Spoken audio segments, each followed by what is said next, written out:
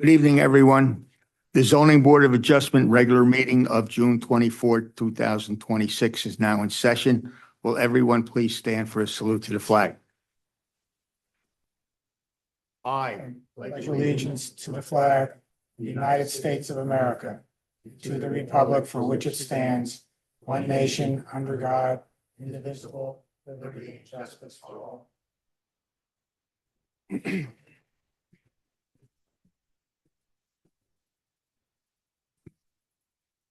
Notice of the meeting has been satisfied in accordance with Chapter 231 PL 1975 by advertising in the Home News Tribune, notifying the Sentinel Publishing Company and the Star Ledger, and also posting on the bulletin board and filing with the Borough Clerk. Roll call. Mr. Green, Here. Mr. Kaczynski, Here. Mr. Esposito. Here. Mr. Emma, Here. Mrs. Gottstein, Here. Mr. Cooper. Here. Our first applicant tonight will be 2618 175 Oak Street. Would you please come up? Please raise your right hand.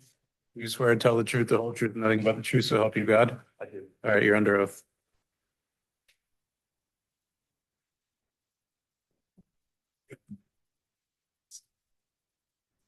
Would you tell the board exactly what you want to do in reference to your application? Yes, sir. So I currently am looking to replace a 4-foot vinyl fence that's next in my property with a 6-foot vinyl fence. You guys have a copy of the survey. It's outlined on that survey of where the 6-foot fence is going to be placed.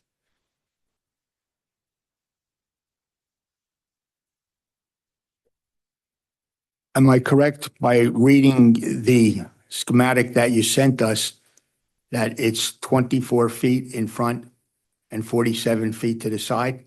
It's 74 feet in the front and then 47 feet down the side. And there's a little section about 6 foot that comes off the house. And this will be 6-foot vinyl? Yes, sir. Any questions of the board concerning this application? Sir, an existing fence that's there? Yes, sir. What kind of fence is that? There's a 4-foot chain link fence and there's arborvitaes that are in front of it. You're going to replace that fence? Yes, sir. This fence. Any other questions? Okay, I'm going to open it to the public. Is there anyone from the public who wishes to speak in reference to this application? Hearing none, I close the public portion. What's the pleasure of the board concerning this application? Motion to approve? Second. I have a motion and a second to approve this application. Roll call. Mr. Green, Yes. Mr. Kaczynski. Yes. Mr. Esposito. Yes. Mr. Emma, Yes. Mrs. Gottstein. Yes. Mr. Cooper. Yes. Okay, your application's been approved. We will memorialize it on the 22nd of July. There's no need for you to be here. And then after that, you can go and get your permit at the construction office. Okay. And proceed with the fence. Thank you, sir. Thank you, council. Yes, ma'am.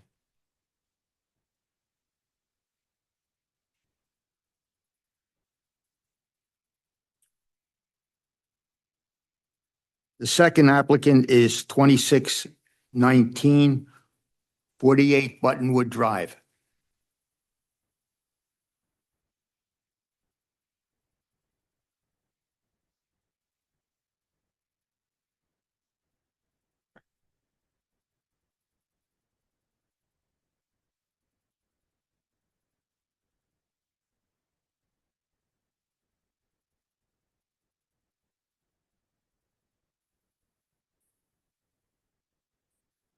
Raise your right hand. You swear to tell the truth, the whole truth, nothing but the truth, so help you God?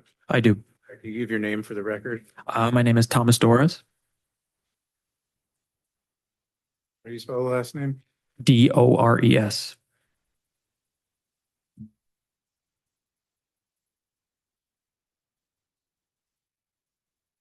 Sir? Did you send, I'm the homeowner. Just to be clear, you're not the applicant. I'm the applicant's architect. Applicant's architect? Okay. I don't need to be here. He's the You're applicant. the applicant. So let me get your name and let me get you sworn in and your name on the record. All right, you swear to tell the truth, the whole truth, nothing but the truth, so help you God. Thank God. Yep. And what's your name for the record? Pijus Sen.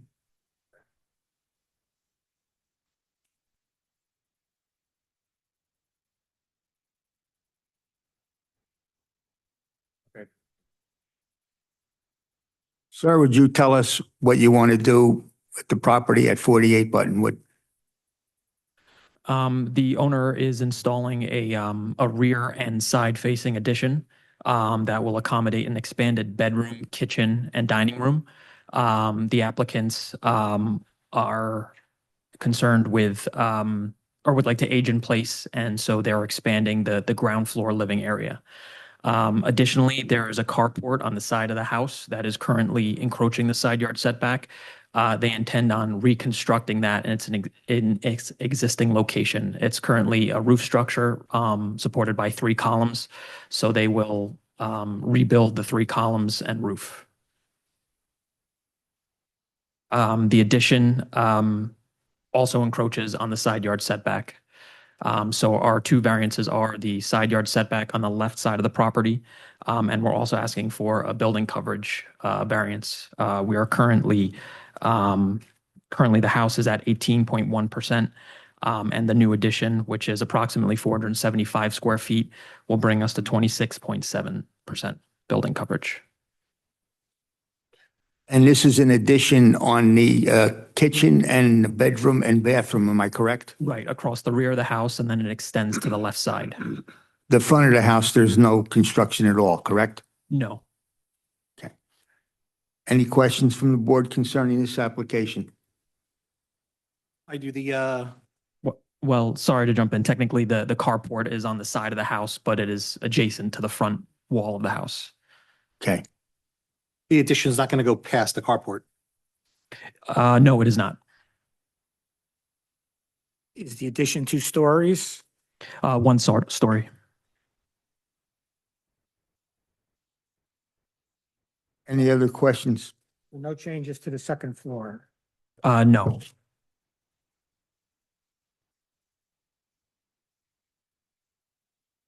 Yeah, we always ask this question. It's going to remain a single-family house? Yes. Going to open this to the public. Is there anyone from the public wish to speak in reference to this application, 48 Buttonwood? Hearing none, I close the public portion.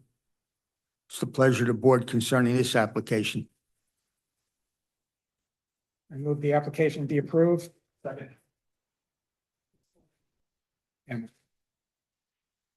I have a motion and a second. Roll call.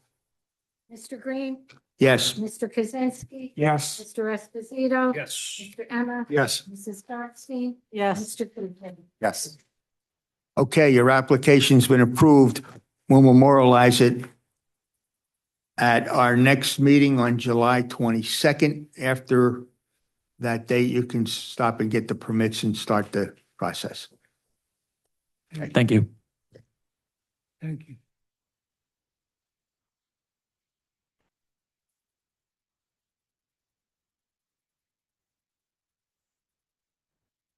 The third applicant is 2617 Elm Terrace.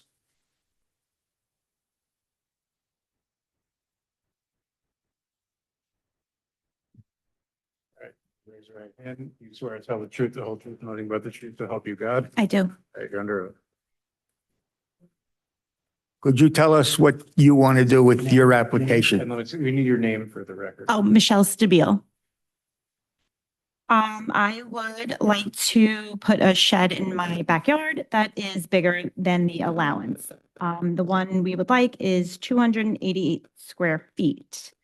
We are on a slab. We don't have an attic. We don't have a basement. We don't have a garage. So we have nowhere to store a snow blower, lawnmower, weed whacker, garden tools, all the lawn stuff. I have 3 stepchildren that live with us, part-time.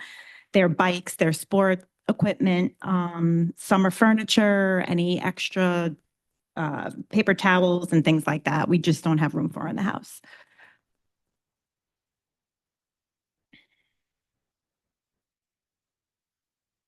So it's just a shed to store the stuff for your house. It's a shed to store things, but we will need bigger than 150 square feet just because of the size of things we need to store. Are the dimensions of your proposed shed 12 by 24 feet? Yes, sir. Okay. And it looks like the setbacks are 5 feet and 5 feet, so there's no variance there. It's just the size of it. Correct. Okay. Thank you. Thank you. Mr. Chairman, there's actually 3 variants. It's not only the size of this shed, it's the building coverage. Ordinance requires 20%, they have 24, and then total impervious coverage, ordinance requires 45, they have 46. Got it. Any other questions from the board concerning this application? Hearing none, I'm going to open this to the public. Is there anyone from the public who wishes to speak in reference to this application? Well, just to clarify for the record, you'll obviously have electric there. Are In you the putting- shed? Yeah. No, we're not. Lighting, no lights? No, we're not going to run lights. We have, like the caps on top of, they're solar powered on top Gotcha. of my fence. Yeah, we're not running an electricity through the Okay. shed. No plumbing? Because, you know, basically No. what I guess what we're asking and trying to guard against is someone, resident, you know, someone living. Oh, there. So- no, I'm not Okay. trying to move anyone and no Gotcha. man cave or she shed, just for storage. Gotcha. Thank you. You're welcome. Hearing no one from the public, I'm going to close the public portion. Is there any more questions from the board? It's a pleasure of the board concerning this application. Make a motion to approve. I have a motion and a second to approve. Roll call. Mr. Green? Yes. Mr. Kaczynski? Yes. Mr. Esposito? Yes. Mr. Emma? Yes. Mrs. Gottstein? Yes. Mr. Cooper? Yes. Okay, your application has been approved. It's the same as the last one, the 22nd of July. We'll memorialize it and you can stop down at the construction office and pick up your permits and proceed. Okay, thank you.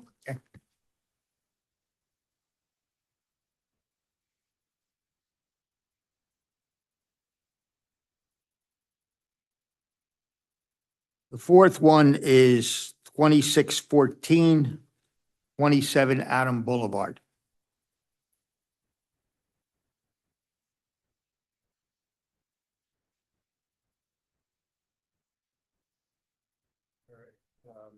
Both of you, please raise your right hand. Do you swear to tell the truth, the whole truth, nothing but the truth, so help you God? I do. You're both under oath, not to give each of your names for the record. My name is Eugene Gerleski. Laura Sundquist.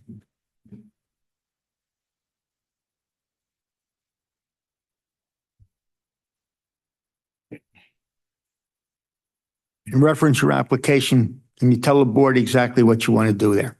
I'm looking for a variance for a proposed shed, a 12 by 16 shed. That's over square footage of 150 feet. Square feet. So the proposed shed is 192, 150 is the max. What are the dimensions of the shed? It's 12 by 16. Okay. And it's located in the back corner on the right-hand side if you're looking at your front door. Correct. And I don't see on the drawing, I don't see distances from the property line to the shed. Do you know? So it's going to be about 5 foot off the fence. So the fence is in further than the property line. I don't know the exact dimension. Both the rear and the side, Yeah. 5 feet. Okay. And just like before, any electrical, any plumbing? No electric, no plumbing, no. Okay. Thank you.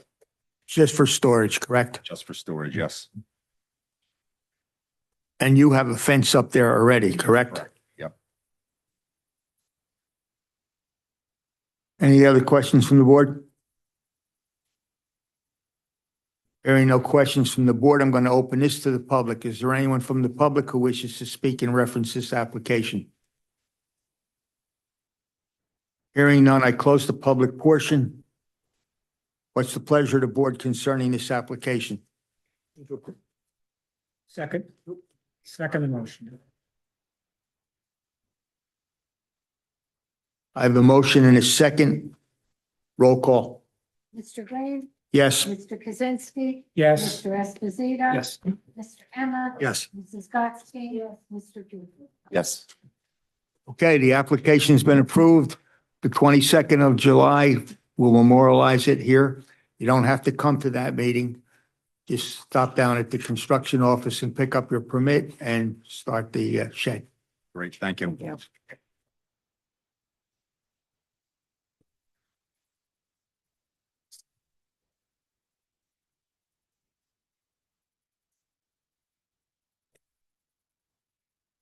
Our next application is 2604 5 Fisher Street.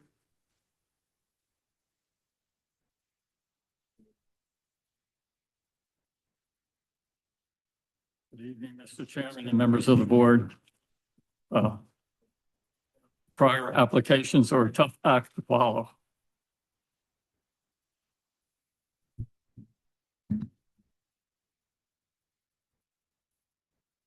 Over here good or on the other side? Okay. My name is George Pressler. I'm an attorney at law for the state of New Jersey. I represent the applicant, Fisher Street Associates. Their application is a request for an approval for a use variance to be added to the existing use to permit a future medical facility. We also, in the application, asked for a site plan waiver. We represent to the board that there is no intention of making any changes to the existing building, and the footprint of the building will not be changed at all. The premises located at 5 Fisher Street is the subject of this application, and it is at block 169.01, lots 6.02, 7.01, 8.01, and lot number 9. What triggers this application is the fact that it is in an R7 zone, a residential zone. With me this afternoon is our planner and architect and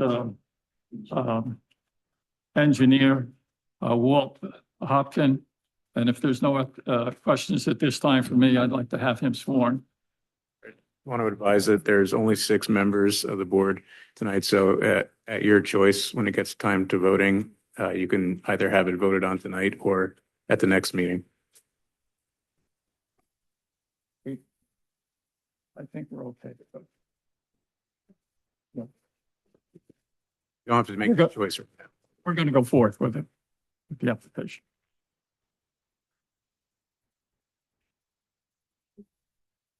Raise your right hand. You swear to tell the truth, the whole truth, and nothing but the truth, so help you God. Yes, I do. If you could give your name for the record. Sure. Walter Hopkin, Hopkin. Would you set forth your qualifications to act as a planner and as an engineer for the board, please? I don't, yeah.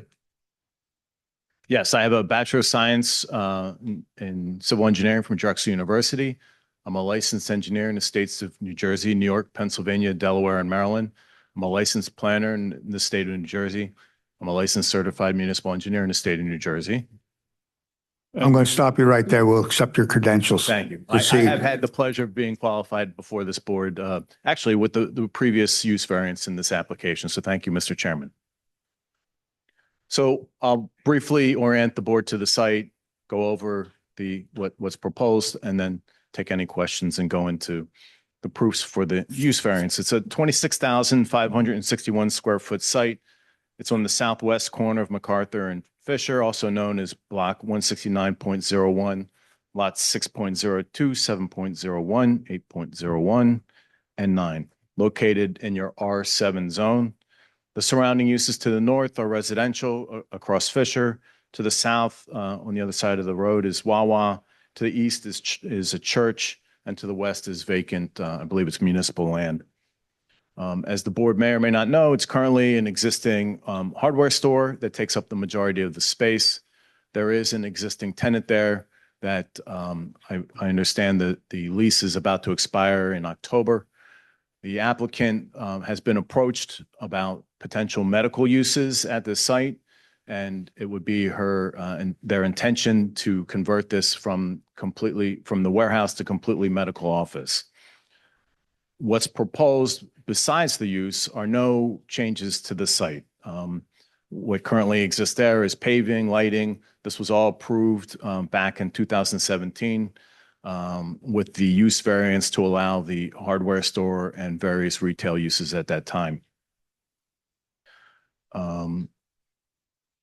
There is no changes to the footprint, no additional paving, no striping. Everything is to remain the same. There's currently 41 parking spaces on the site, which currently supports both the hardware use and then also the medical use.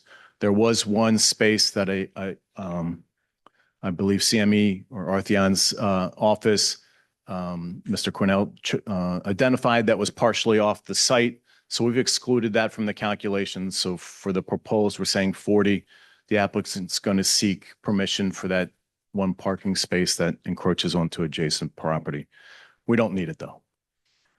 The applicant also asks to affirm what's happening now, which is in a small portion of 3 or 4 parking spaces, there's an outdoor seasonal display area that has been identified on this as the small brown shaded area.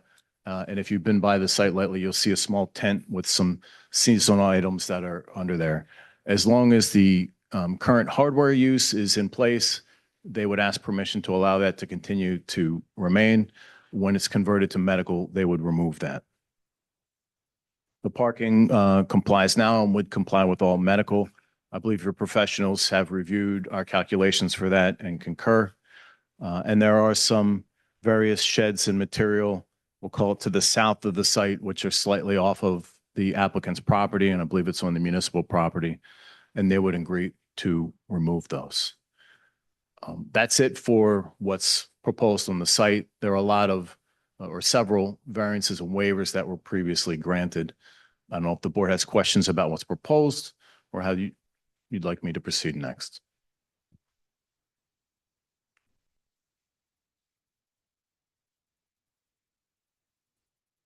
Any questions for the board? I have a question. What kind of medical site are you talking about? Just a general medical office, like a doctor's office.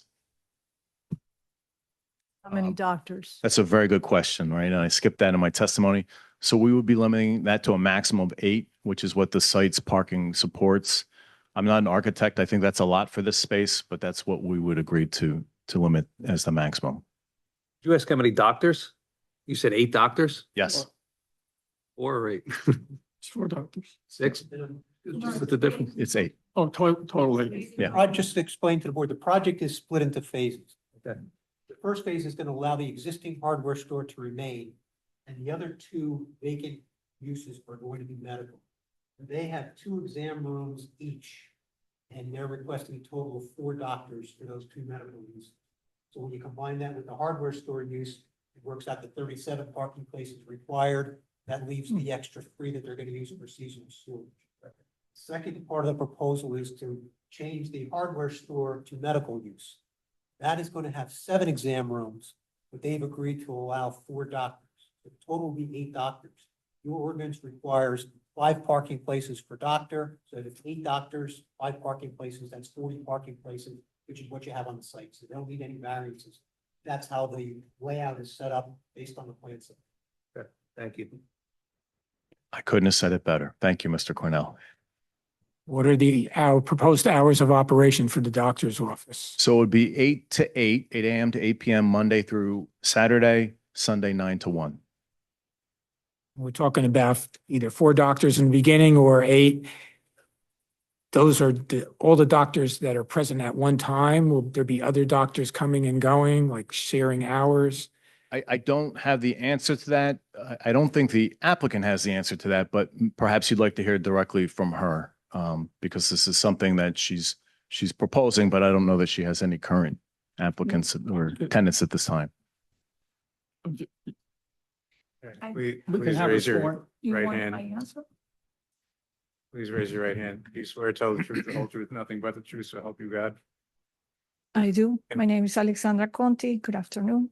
The owner of Fisher Street Associate. I don't have a tenant now, so I don't really have an answer for that question.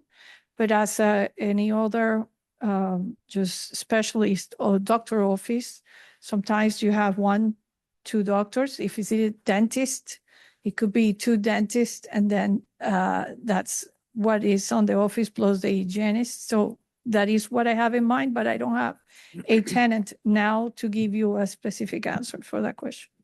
What triggered this application is she had an opportunity to have a proposed tenant visit the site, which she did. And I believe it was a dentist. It was an orthodontist that came. And then, so that, then they went to the zoning officer. And Annie said that we would have to go before the board for a use variance for that. This is what has triggered the application. My client is, her plans are that she will ultimately, hopefully retire and rent out the entire premise and with doctors there. So right now, this is just the beginning. You're going to start to advertise and see what you come up with, Exactly, either a dentist or a doctor, correct. and then take it from there if they want to expand or whatever the case may be. Am I correct? Correct. Yeah, the idea is to find through a real estate agent or myself to find tenants for the space. The 2 suites that I have now, because I keep the hardware store working, the 2 suites that are going to be available to find a tenant could be a nice space for a dentist, orthodontist, or a specialist doctor. So that's my goal, to find a good tenant. Those are reliable, long lasting. They don't create noise. Usually it is by appointment, a specialist doctor office. So it's not too much traffic also. So you won't get any hours or anything until you get a tenant in there, and then you'll know it at that point. Look around. We have one specialist doctor office in Main Street, very close to our city hall. And to tell you the truth, I didn't notice it until I was thinking on a tenant like that. They have the schedule. They open at 9 in the morning, but my hardware store opens at 8. That's why I keep the 8 a.m. And they open at 9 and close at 6 p.m. most of the days. And then they have 2 days that they close later at 7, I guess, permitting patients to come after work. And they don't work on Sunday, and it's very close here. So that's why give me the idea that would be perfect for a residential area, because you don't really notice it. Now, the tenant that you have there now, that lease expires in October? Yes. She's not only expiring the lease, is that she's in default already. She's behind in her lease agreement. So at this point, it's only a matter of time that I request her to leave. And at that point, I'm going to have the place completely empty. Okay, so when she leaves, this new situation that you want will play into it too. That part will be Immediately after, actually, I'm going to start looking before she leaves. okay. The opportunities.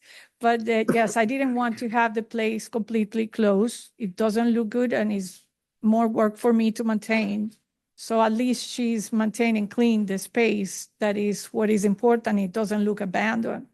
And also too, if you get enough doctors or dentists, then your hardware store will close and you're going to have the whole thing will be. Not for now, but my idea is to have the flexibility that if I decide to retire one day, I can rent the rest of the space, same thing for medical use. Okay. Where am I going to buy all my tools I don't use? I would try to last the long I can. I have a collection of them. Mr. Chairman, also, the existing building has some outside storage space for the hardware store. The proposal is if it's converted to medical, that is not going to be medical. That's just going to be open space that they can use for outside lunch area. The garden, what is today, who knows the store, considered the garden area that is out, practically the outside part of the store. Yes, we put it as a sitting area, maybe it can be waiting area, coffee room for the doctors. And also, could you explain the signage? You're not proposing any signage. You talk about. I'm not proposing any changes on the signage. First of all, because the monumental signage is already well placed and it has the space for the 3 commercial spaces. So they should be good to put the signage, the principal one over there. And then on the top of each commercial suite, it has a space for signage. And plus any doctor that will come anyway have to go towards zoning again. So if they need something special, they have to refer to you for the right applications. When you refer to the storage sheds on the outside, you said they're going to be removed or moved? So the fence is going to be moved and replaced on my property line, and the sheds are going to be removed. Removed, okay. All right. There's a number of containers and sheds that are on the adjacent county property that they're noted on the plan to be removed. The existing fence is shown to be relocated. Yeah. So have you been asked to remove that, or are you doing it on your own accord? I have been asked because it's not totally my property Understand. line, and also because I complied with the rules of the board. Mr. Fowler, you want to add anything? Just to clarify on Mr. Cornell's point that there's 2 phases or 2 options, and the applicant would like both of those approved. The one option or phase being that the hardware store would remain. The 2 vacant spaces would be for doctor's office, medical, 4 doctors total, requiring 37 spaces, and 3 spaces would be used for outdoor storage. And then the second part of it would be approved for all medical, in which case it'd be a maximum of 8 doctors, 40 parking spaces, and the 3 outdoor storage spaces or areas would be removed. So we're approving both things tonight, the option to retain the hardware store, an option to have and impart medical, or have all medical with a maximum of 8 doctors. Mr. Cornell, do you have anything you want to add? No, Mr. Chairman, but what that means is if for some reason she has tenants that require 9 doctors, she'll have to come back to the board. If those doctors want to put additional signage up, they'll have to come back to the board. If she wants to change the hours of operation and what she talked about, she'll have to come back to the board. So even though there's no specific tenants, you're giving her guidelines that she's going to have to follow. That'll be in the resolution. Anything beyond that will require her coming back to the board. And also any signs will come back to the board. She's going to use the existing freestanding and use the tenant signs above the 3 spaces. If it turns out she needs more than that, then she'll have to come back to the board. Okay. Any other questions from the board? Hearing no other questions from the board, I'm going to open it to the public in reference to this. Is there anyone from the public who wishes to speak? Hearing none, I'm going to close the public portion. I mean, you have planning testimony that you need to get on the record first. I'll briefly do the planning proofs. So clearly this is a D1 is identified in Mr. Fowler's letter. In my opinion, as a professional planner, got to switch the hat now from engineer, that it advances several of the goals of municipal land use law, at least to encourage municipal action to guide the appropriate use or development of all lands in the state in a manner which will promote the public health, safety, morals, and general welfare I think, in my opinion, that the medical offices are providing for a potential need of the community, and also to provide sufficient space in appropriate locations for a variety of agricultural, residential, recreational, commercial, and industrial uses, and open space, both public and private. We're utilizing an existing, currently utilized commercial property. So I believe we advance at least two purposes of the municipal liaison law. For the positive criteria, the medical offices are providing for a potential need of the community that's been identified through tenants that have approached the applicant. Also, you've heard about the difficulty that the applicant has with renting the current uses, and this will allow this existing commercial space to be economically viable. It's clearly an appropriate use of the property. The existing roadway access, circulation patterns, and site infrastructure support the use. And the application also advances several portions of the borough's master plan, specifically an objective of maintaining a viable commercial community entity and encouraging desirable business growth. So it'll kind of help prop up this property. As far as negative criteria, in my professional opinion as a planner, the neighborhood has become acclimated to this commercial use, and converting this to medical would provide no substantial negative impact.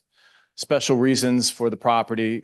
Clearly, the site is particularly suited as it is currently a commercial and retail use, and provides, in my opinion, a transition from the retail uses at the intersection to the residential community on the other side.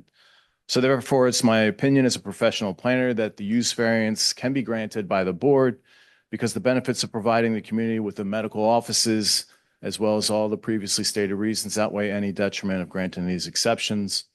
Furthermore, it's my opinion that there will be no substantial impairment to the neighborhood, public good, municipal master plan, or zone plan. Okay. Mr. Fowler, do you have any comment on that? That's very well done. Okay. Hit all the points. Any other questions from the board? Mr. Pressler, you have anything you want to add? That's it. It's a pleasure to board. Reopen it to the public. Yeah, new testimony, come on. Okay. All right, I'm going to open it to the public again. Is there anyone from the public who wishes to speak in reference to this application? Hearing none, I close the public portion. It's a pleasure to board. He knows that. Is he gonna go ahead?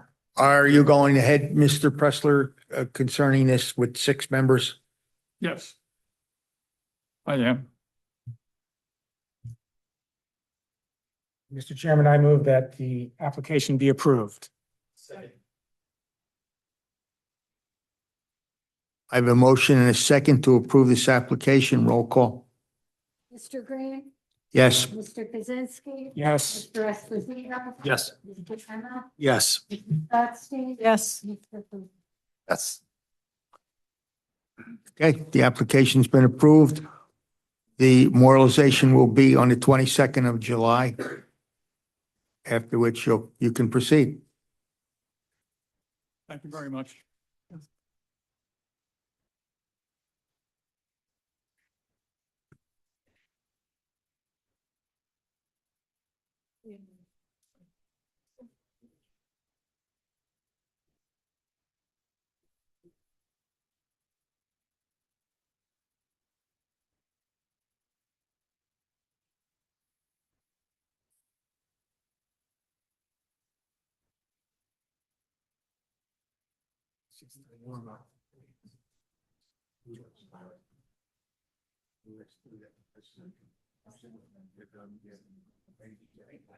Oh, that's okay.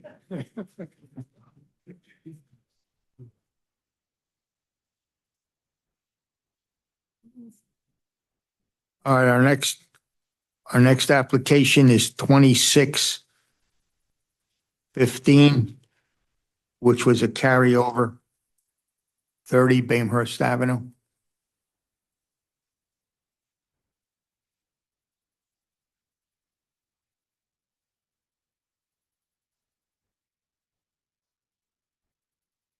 Good to see you all again. Charles D. Whalen III for the applicant. This application of Giovanni Alba, a Sayreville resident, for variances to construct a new single-family home on property at 30 Baymhurst Avenue. It's a continuation of the prior month's hearing. The board had some questions. Some revised plans were submitted. I have with me tonight Robert Larson, who's been previously qualified as an architect and planner. And I also have the applicant, Mr. Alba, who's available to answer any questions. So, Mr. Larson, why don't you outline for the board what we've changed in the plans? You remain sworn from the last meeting. Excellent, thank you. So I will begin with the plot plan that was, I believe, submitted as part of the revised plans that were prior to this hearing. Just try to be very succinct with what we have changed. So if you recall, when we were here last time, we were seeking the construction of a new single-family home in place of a small single-family cottage on an existing non-conforming lot in your R7 zone. Through discussions with the board, there was a particular concern about the side yard. And you asked us to look at widening the side yard to 5 feet, which we have. We also were able to then reduce the total building coverage as well as the total coverage on the site. By that corresponding, we made the house 2 feet thinner that was proposed. We were able to still keep what I think is a good viable house. It's 17 feet wide. We were able to modify the architecture a little bit to still, again, keep it being a 3-bedroom home with a 1-car garage. The particular numbers, and I believe it was actually the chairman who requested that we get down to 35%. So the maximum building coverage permitted is 20%, 15% exists. When we had been here last time, we were at 39.5%. We've been able to reduce that by 4.5% to 35%. So the variance is now 35% where 20 is permitted. And the maximum total impervious existing was 45, required is 45. When we were here last, we were over 50% at 53.5%. And we're back here again, having thin the house up a bit, asking for 49%. We continue to require side yard setbacks. 8 and 12 are required, a total of 20, where 5 and 3 are proposed for a total of 8. We hope that the board sees that we, took your advice, took your input. I do have the home, the proposed architecture for the home. If I may. So again, this is sheet A1.1, which was submitted as part of this application. And you can see that we continue to have what I think is an attractive single-family home, 2 feet thinner, still a 1-car garage, still approximately 1,900 total square feet, 3 bedrooms. We continue to seek these variances, but as adjusted per our last hearing.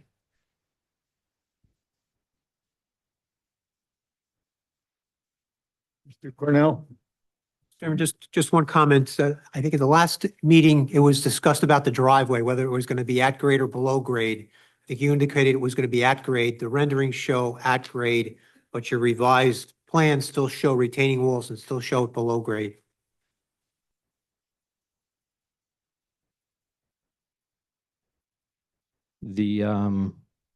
That is a mistake on the plot plan then, because it is not the intention.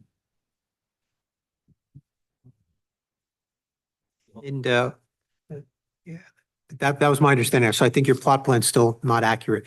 And also we talked about the grading at the last meeting. I know you did some revised grading. You're still below the 2% grading required by the town ordinance. You've got some areas that are less than 1%. So if the application is approved, there would have to be a revised grading plan to show that you get that 2% grading around the property. And we'd be happy to submit that.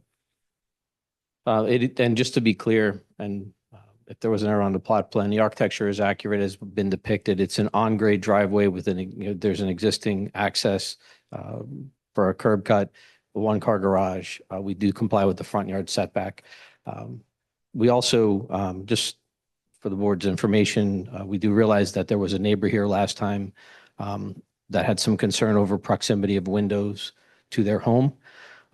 So while the home has a 5-foot setback now, which increases the distance, if you were to look at the plans, the first window on the second floor does not occur for 24 feet to the rear. Well, actually, I'm sorry, the second floor window is 34 feet from the front.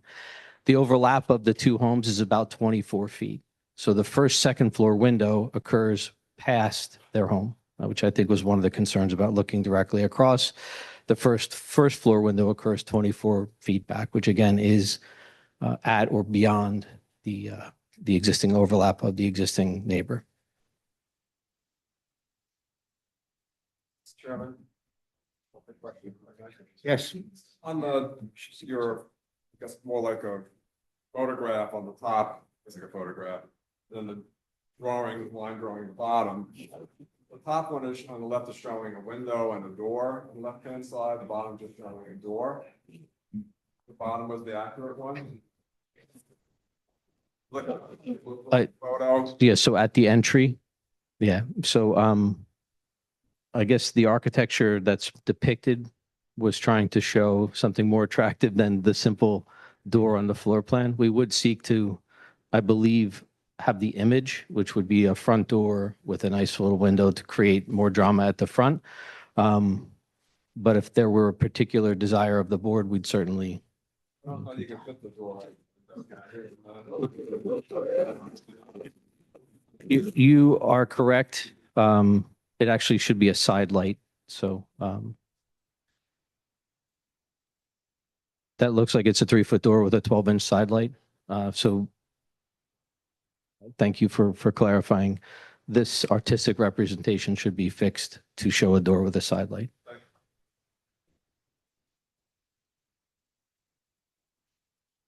Anything else, Mr. Fowler? No. Mr. Cornell, anything? Mr. Chairman, just to summarize the variances, there's 4 variances. The lot size and the lot width did not change. The last application, they proposed a 3-foot side yard setback. They now have 5. The lot coverage previously was 39.5. They now have 35. And the total coverage was 53.5. They now have 49. And the combined side yard is supposed to be this 20, and they have 8. Correct. Yeah. Any members of the board have any questions? Save the window. Is that the exact rendering?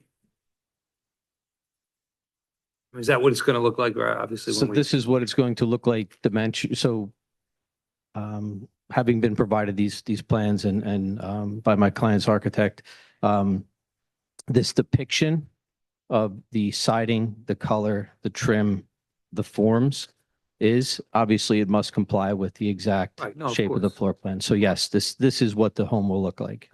Thank you.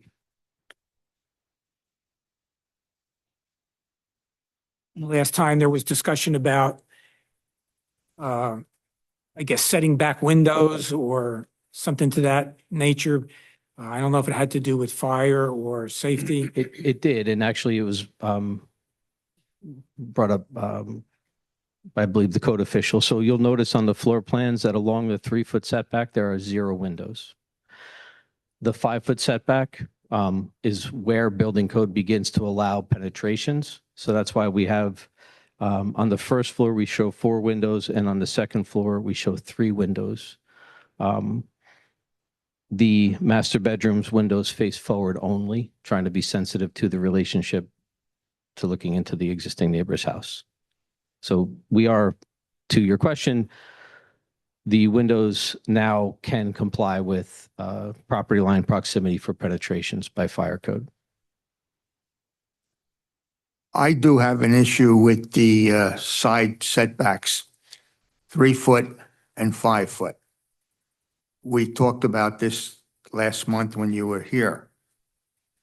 5 foot from the house that is right alongside of you. And our ordinance is 10 and 10. or a 20-foot complete. Is there anything you can do to expand that? So, I believe it's actually 8 and 12, so the relief we're seeking, it doesn't really matter because we're asking for 5 and 8, 8 and 12 equals 20, the same. We've tried to, obviously, we have an existing very thin lot that exists in the R7 zone. To our left, we've all looked, there were pictures last time, we put the 3 foot on that side because that's an existing open space to the existing home sits way far away. In terms of increasing the 5 foot anymore, if you were to look at the floor plans, we're trying to get an effectively usable single family home, right? And at 17 feet wide, we would be hard pressed to be able to produce a single family home at much thinner. You can see that we have a 9-foot bedroom in the middle. There's sort of a critical piece of math about a stair, a hallway, and a room. We tried to increase it from the 3 foot as we discussed last time, but to make the home much thinner would be practically very difficult because of the existing size of the lot. And our ordinance is 20% and your coverage is 35. And again, because we have such a small lot, I believe when I testified last time, a 7,500 square foot lot with a 20% coverage is, can be a nice large home. We're proposing a 3-bedroom, 1,900 square foot home. Much of our request, obviously, the reason we're here asking for variance is because the existing nonconformity of the lot. It's a very small lot. It's very thin. It's only 3,100 square feet. So I understand the 20 to 35 seems to be a lot, but in our case, we're really just trying to bring to bear a modern single family home, not at a huge size, at a nice size, 3-bedroom. And the result of producing that home on this lot is the 35%. And even the side yard asks. We do admit that's why we're here seeking the variances. The lot is particularly difficult in terms of its size. I just want to add that I've looked at your homes. It's nice. And it fits into that neighborhood. But the problem is that the house is too big for that lot. The way it's set up now. And that's the issue that I have with this.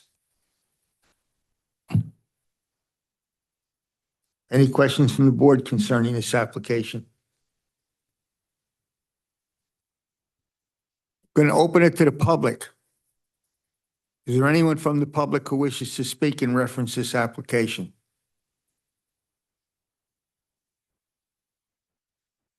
Hearing none, I close the public portion. Mr. Chairman, before there's a vote, I've been doing this for about 45 years all over the state. And we have a 25-foot wide lot. And somehow that got created. We know, before there was land use, subdivision and zoning, that a builder could basically record a map with a grid on it, and that created the building lots. And now we have much more drilling down into these situations. You got a 25-foot lot with a house that's set way back. And what the applicant's proposing is to create a streetscape, a very attractive new house that's going to improve the neighborhood. We can't do anything about the 25 feet. And there's something in the law about not zoning a property in utility. I mean, if the board denies the application, the applicant's not stuck with a lot they can't build on. There's a house right there, but this is much nicer. It's much nicer. So, just ask the board to consider that the borough, essentially created the 25-foot lot or blessed the 25-foot lot, until the zoning changed. And now, need a much bigger lot to build a house. But I think it is a nice addition. I don't live here, but I think it's a nice addition to the borough. And that's all I have to say. Jay, was there ever a house there? There's currently a house there. I know that's not a house. Was it ever built on, or was it always an empty lot? No. There's an existing house that's on the It's property. little though, right? That's the small house is all that's been there. Yes. Nothing else. Correct. The house is all the way in the back. Yeah, no, I've been And there. it really doesn't provide any kind of a rear yard. If family with kids would have no place to play in the back. So this also addresses that. Was the property ever subdivided? We know. Mr. Chairman, not to my knowledge. Have you ever thought of the possibility of the house that's there now? That you make a second story to it? Try, but it does not look attractive at all. I have some drawings and it still does not allow me to move. Because I spoke to the zoning officer, to Mr. Andrew, and he said, I couldn't go up, not to the side. So it's still be really narrow. I believe right now it's like 14 feet width. That's the width of the house currently. Well, the issue that I have, it's a nice house, there's no doubt, and it fits the neighborhood. Where I have my problem is we have an ordinance that's 20% and yours is 35, and we have a 5-foot side setback and a 3-foot setback on the sides. That is a big problem. It's a safety problem, no doubt. And you're saying that your testimony is that you can't do anything about that. It has to stay that way. Mr. Chairman, there is no evidence that's on the record of any kind. We never got a report talking about a safety issue. I mean, I understand everyone needs to use their common sense, you know, in looking at things or whatever, but there is no evidence in the record that it's a safety problem. I mean, we came before the board last month and the board, you know, indicated that looking for the side yard setback to be expanded, which was done. I mean, we spoke about 5 feet last month. And the applicant addressed all these things, and the applicant can't address everything perfectly because it is a small lot, but that's why we're before the board for variances. So, I mean, I'm not aware of any kind of a safety hazard at all on the property. I'm not saying that there's a safety hazard right now, but there could be. You could have a fire. You could have things that could develop. But there's no evidence that a fire truck would not be able to properly access the new house to put a fire out. Well, 5 foot from the house that's there, that exists there now. Right. Well, I think that's close. I think a fire truck would have a problem fighting a fire, the house that's in the back also. So, I mean, there's like no perfect solution, but like the applicant has proceeded in good faith, was here last month, heard the concerns of the board and came back with plans. And I don't think you can make a skinnier house. I mean, I'd love to be able to do that, but it would actually kind of, a skinnier house would look kind of ridiculous. It wouldn't be good for the neighborhood. And ultimately, that's what we're trying to do. I'm not saying that the applicant came in bad faith. No. He came in good faith. I mean, Absolutely. the house is nice. Yeah. The issue is not the applicant. The issue is the size of the lot and the house that has to go there. Right. That's our issue. Right. And at one time, 25 foot wide lot was sufficient under whatever laws applied in the borough. And then the zoning changed and all of a sudden it became a deficient lot. And the applicant is trying to do the best that he can with the lot that is created. Does not want to be in a position where he can't do anything with the lot. I guess he could be left that way to do nothing except leave that house there. But I mean, honestly, this is a pretty house. And I think it would be much better for the borough to permit him to do this. And everyone has their concerns, and that's why we're here. And we're kind of talking it out. Are we allowed, let me ask this. At what point, or is there a point where the fire inspector says this can't be built during the plan process? Is he ever consulted when building a house? Because this is a fire code when they put in their permit applications. Right. So has to he sign looks off at on it. he looks at the width of the house, not just the. They look for the entire house for everything complying with fire code. 100%. Okay.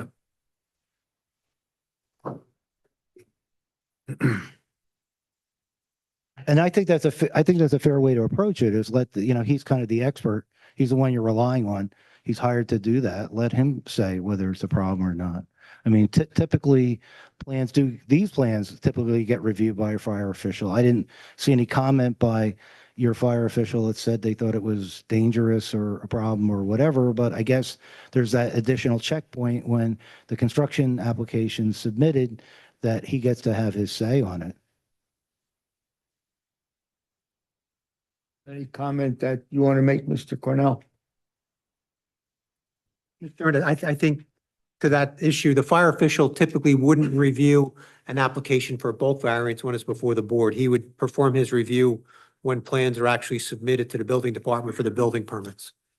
This, regardless, the fire marshal may could nix it if he chooses to. I don't know how much room is needed. To your point, it's tight, I'm sure. You're wearing a tank behind, I mean, it's tight, but this isn't a done deal till.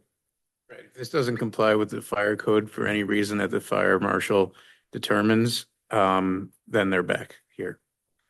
Wouldn't we want that before you present to us? Wouldn't you want to, I mean, that's a big selling point for you, right? If I may, acting as, speaking as an architect, the proximity of this home to his property lines is what caused our conversation about the windows. It's very likely when I go to submit to the fire official, I must meet fire code. It's very likely that this home is going to have exterior fire rating, which happens when you get close to property lines. Again, being from Sayreville, there are a number of homes that exist at 3 foot or less proximal to another home in various neighborhoods. The home that we're bringing has to comply with current fire code, not just by the fire code official, but me as an architect, I have to sign this off that I have proper fire rating, fire type, and construction for this home. So in my opinion, this home is going to be built to a greater standard than most other homes that exist, than all other homes that exist that were built previously. Fire codes have become much more stringent these days. In terms of safe access, once again, being from here, the 5 foot side yard has increased the ability for any safety personnel to be able to traverse to the rear yard. I believe it's, that is ample. In terms of the home, the front door, the access for safety personnel to get in and out is absolutely safe. It's very typical, very standard, very normal for this neighborhood. So if safety is a concern, I'm confident that this home is going to be to a greater standard than many others that exist in neighborhoods of similar fabric. In terms of its proximity to the property line on the right, the 5 feet, we can't just have endless windows. We have limited windows because of compliance with fire code. The adjacent home exists approximately another 3 feet to the side. I believe we're providing safe access.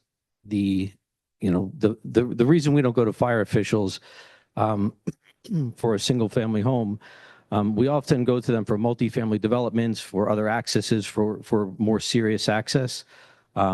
He'll have to sign off on, as will all your local your subcode officials, on our construction drawings when these are submitted.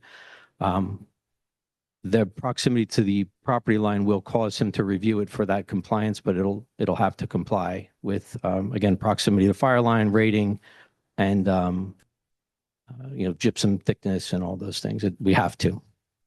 Thank you. I want to ask the property owner a question. How long have you owned the property? Since 2024. 2024? 24? She's my wife, by the way. 24, yes, it's 2 years. You bought it 2 years ago. I'm sorry, no, 22. I work with numbers. I got all my numbers messed up. You're sure? 2022? 22, yes, 22, because I know I didn't touch it for a year. When you bought it in 22, the house that was there now was there then? Yes. And did you rent that house out? I tried renting it twice, and then the tenant didn't last very long. So when you got the house, there was nobody living in that house that's there now? Correct. Yeah, it was vacant. It was empty? Correct. And it was your decision after buying that lot in 22, seeing the way it was, that you wanted to take that house down that was there and build this one, correct? Correct. Okay. So you knew what the size of the lot was when you wanted to put this here. I didn't know that wasn't on the size lot. I thought it was a number size lot. Did you investigate the zoning requirements when you purchased the property? No, I did not know that wasn't on the size lot. Well, that's an issue. Address the board. Come up. Okay. This is This is my Alba. wife. I'm his wife. All right. Please raise your right hand. You swear to tell the truth, the whole truth, nothing I but do. the truth, so help you God. And could we get your full name for the It's record? Rosana Reyes. So we've had a real big issue trying to rent this house out. Since I believe last year, it's been a year since we've been looking for tenants. Everybody that sees the house, oh, it's in really nice condition. It's really cute, but it's too small. We even offered the house to my parents. My parents are 82 and 80. And when my mom went to see it for the first time, she was like, is that a garage? I was like, no, it's a house. Everybody finds the house to be too small for them to live in. So that's why we're trying to build a bigger house. It's been really tough. And we've just been paying property taxes, everything on it, and just, it's been tough. I understand everything that you're talking about. But when you bought the house in 22, you should have gotten the ordinances what they were. This house is nice. It's gorgeous, no doubt. But the issue is the coverage. The coverage is 35% and you have 20 and everything else. And that's my concern. Ms. Reyes, when you bought the property, were you represented by an attorney? No. No.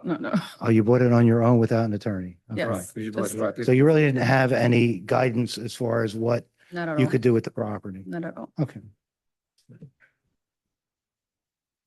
Any other questions from the board? Technically have to reopen it. I'm gonna open this to the public again. Is there anyone from the public who wishes to speak in reference to this application? Hearing none, I close the public portion. What's the pleasure of the board concerning this application?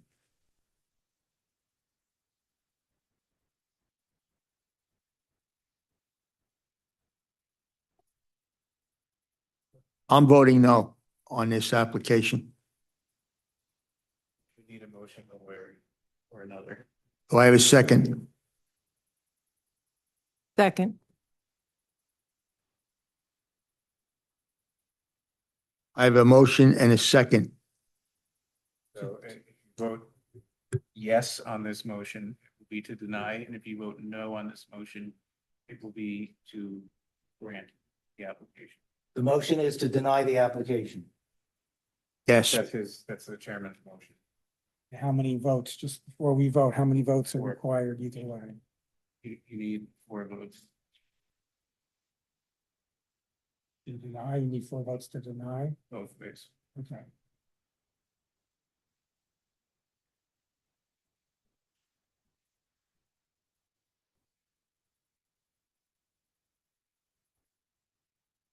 Roll call. Mr. Green, Yes. Mr. Kaczynski. Yes. Mr. Esposito, Yes. Mr. Emma, Yes. Mrs. Gottstein, Yes. Mr. Cooper. Yes. Okay, I have votes to deny the application. Thank you. Have a good evening. Thank you.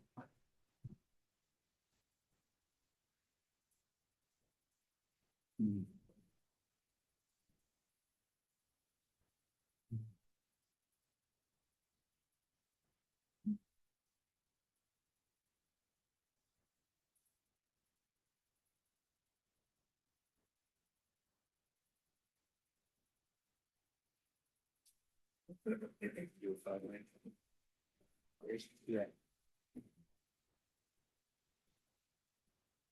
going to take a 5-minute break.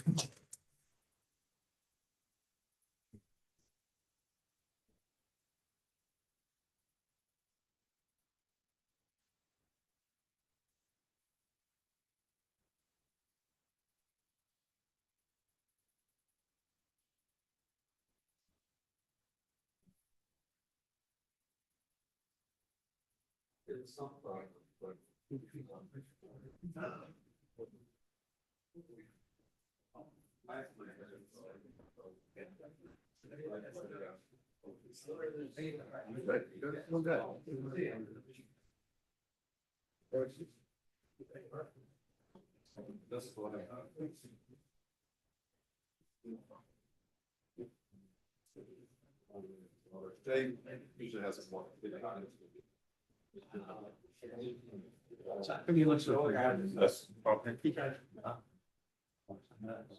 We must have worked together.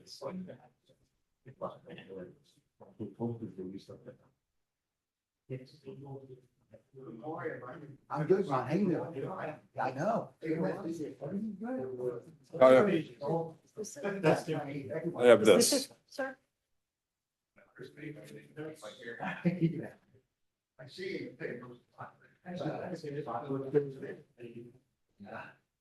Been trying to do.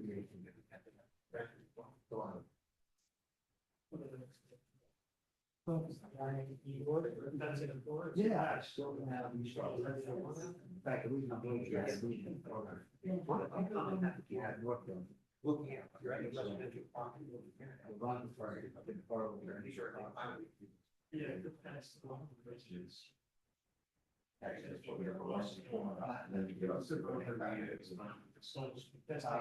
Jay. Although I have less than you're in the second story of this house over here. That's I don't know. Yeah. Associated to do something. Yeah.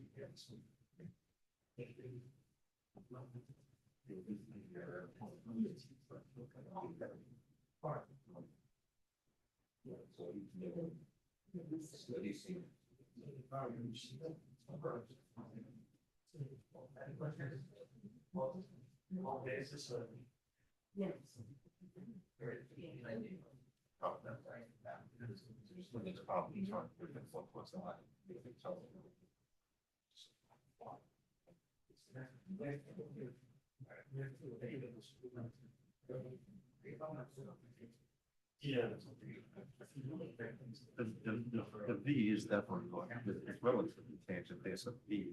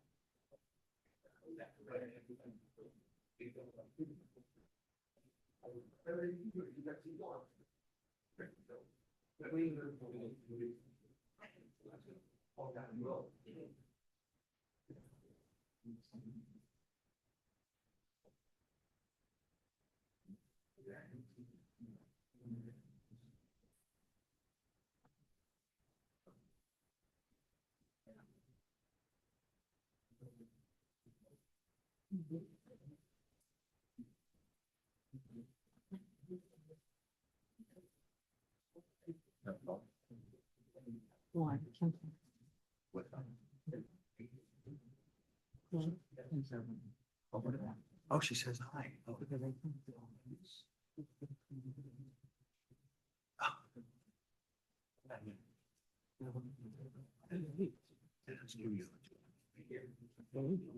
Oh, good for her.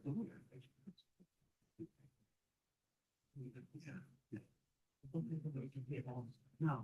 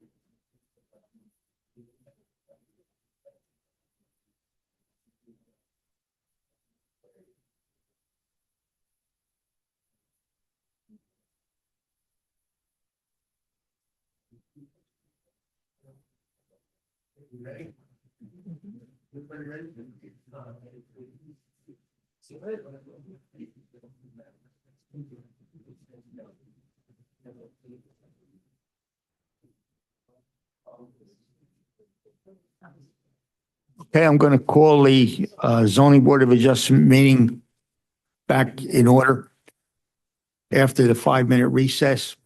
Roll call.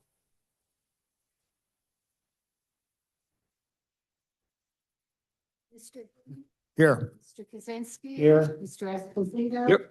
Mr. Emma. Here. Mrs. Gottstein. Here. Mr. Cooper. Here. Our next application is 25-21 Route 35 Melrose. Yes, good evening, Mr. Chairman, members of the board. Lawrence Sachs on behalf of the applicant, FAJP LLC. The property is located at block 301.01. It's lots 22 and 23. The property is in your B3 zone. And what we're seeking this evening, members of the board, is we're seeking preliminary and final major site plan approval and conditional use variance approval to replace an existing static billboard that is right up against Route 9 and 35. In fact, at the present time, that billboard is within the right-of-way of Routes 9 and 35. And just for some historical perspective, the billboard was probably erected in the 1950s. When Route 9 and 35 was not as wide as it is. And I think over time, there's been takings of property, probably dedications by that property owner. But as we stand here today, that billboard, which by the way still has advertising on it, is within the right of way. So what we're proposing tonight is to demolish that billboard, to move it back out of the right of way, to put it back onto our property, and to construct a new two-sided digital billboard at that location. I do have three witnesses here this evening. I have my engineer, Mr. Mark Lieber from East Point Engineering, who will basically describe the site plan for you. I have Mr. Carl Penke, who is a traffic engineer. He will talk about the process with regard to the billboard permitting process. And any concerns regarding visibility and issues with respect to that. And finally, of course, I have a professional planner here this evening, Ms. Colleen McGurk, who will address the conditional use variance that we're seeking. So, Mr. Chairman, without further ado, if I can have Mr. Lieber sworn in, and he'll guide you through the site plan and certainly answer any questions you might have. I want to note, same rules apply, 6 members, D variance, your option when we get to the vote. That's fine, Mr. Fisher. Okay, proceed. Good evening. Raise your right hand. Do you swear to tell the truth, the whole truth, nothing but the truth, so help you God? Yes, I do. Okay, Mr. Lieber, if you can give the board the benefit of your professional qualifications and background. Hi, it's Mark with a C. Last name is Lieber, Leber. Graduated with a Bachelor of Science degree from Drexel University in Civil Engineering, a graduate degree, MBA from Rutgers Grad School, and was licensed in 2003 as an engineer. I've appeared before this board numerous times and Okay, you can stop there. We'll thank you. we accept your credentials. Okay. All right. So, Mr. Lieber, if you can give the board the benefit of your testimony as to what's being proposed, the existing site conditions, and eventually we'll go through Mr. Cornell's report because I know he had some questions. All righty. So we had submitted plans that were last revised on January 28th of this year. I'm sorry, January 8th of this year. It's consisting of 3 sheets. It's block 301.01. It's lots 22 and 23. This property is very unusually shaped. It's mostly all frontage on the highway and Kearney Avenue. It's like a triangle. And when you add the 2 lots together, you get about 0.18 acres. Other than the fact that there is that existing billboard right along the highway, the rest of the property is vacant. On lot 23, there's a paved parking lot that almost gives the appearance that it's part of that former restaurant, although it's a separate lot that's attached to this one. Along the highway, we have about 206 feet of frontage, and we're in the B3 zone district. Now, the proposal here, as you heard a moment ago, is to remove the existing freestanding billboard and to construct a new modern pylon billboard. We had dimensioned on our plan that the pylon would be set back 10 feet from the right-of-way along the highway. And this board, which measures 10.5 feet high by 36 feet wide, which would be 2-sided, would be placed such that the edge of the board is 15.5 feet from our adjacent neighbor at Lot 5 and 30.1 feet from Kearney Avenue. If you're looking for dimensions vertically, the top of the structure is at 45 feet. Below the 10.5 foot high panel, there's a 3 foot apron below that. So if you were to measure from the bottom of the apron to the ground, it'd be 31.5 feet. We had sent in some photographs of the property. I think there were 4 photographs. I have them with me as well. First one was a southbound view along the highway, just to show you the Peniac Roofing Company's advertisement. You'll see in the distance some houses on Kearney Avenue. There's another photo after that showing the back of that billboard because it's taken from Kearney Avenue looking north on the highway. The last 2 photos we had done were tried to do some renderings as to what this would look like from a passerby on the highway with a pylon mounted cantilever billboard. We do a V shape so it'd be visible from both north and southbound traffic. Because the bottom of that screen is over 30 feet from grade, it would easily clear the second floor windows of that house that's located across the street. It also doesn't provide any sight distance obstructions or block any traffic. The billboard that's out there today is in a very awkward position. It is partly in the right of way. It does also obscure cars exiting Kearney. The billboard is digital, so there's no uplighting. The screen, as far as illumination, is most similar to if you held an iPad up in the air and looked at how an iPad creates an image. It's very similar to that technology. And it could also be either dimmed or turned off at any particular hour. Now, this type of a use is a conditionally permitted use in the B3 zone. There are a couple of conditions which we're going to go through in detail tonight that we do not comply with. Some of them have to do with spacing and the setbacks for the billboard as well as buffering. We have a detailed letter from your planner, Mr. Fowler, which goes through each and every one of these items. But I'm handling engineering, so I did want to go straight to the borough engineer's letter, Mr. Cornell, which is the June 24th letter, which originally deemed the application complete. He does indicate what's proposed, and there are a couple of technical comments, namely on page 2 about status of a DOT permit, which we have that as well tonight to discuss. Excuse me. Oh, yes. Chairman, just Yeah. since everything's so tied up here, Yeah. it's kind of hard for the board members to see what you're talking about. Did you have a board with plan posted on it that members could see? I have the plan that was submitted with the board Nothing that packets. you have that you can speak to and I typically wouldn't bring something like this on a board. All I'm referencing is sheet 3 in my plan set, which shows the placement of that billboard on the property. I can give it to Mr. Sachs. Easel? He's my easel. Thank you. Again, this is the property here. There's lot 23, which is the tip of the triangle at the top. The circle, the pylon is 10 feet from the right-of-way line of the highway. The wing, I call it, of the southbound facing side is 15.5 feet from lot 5. And the wing toward Kearney is 30.1 feet. The rest of the lot is vacant. We do have one parking spot just for maintenance. And then we provided a detail with a couple of shrubs on the pylon base, but the rest of the lot would be vacant. The existing billboard would come down. Borrow that for a second. You didn't know easels could talk.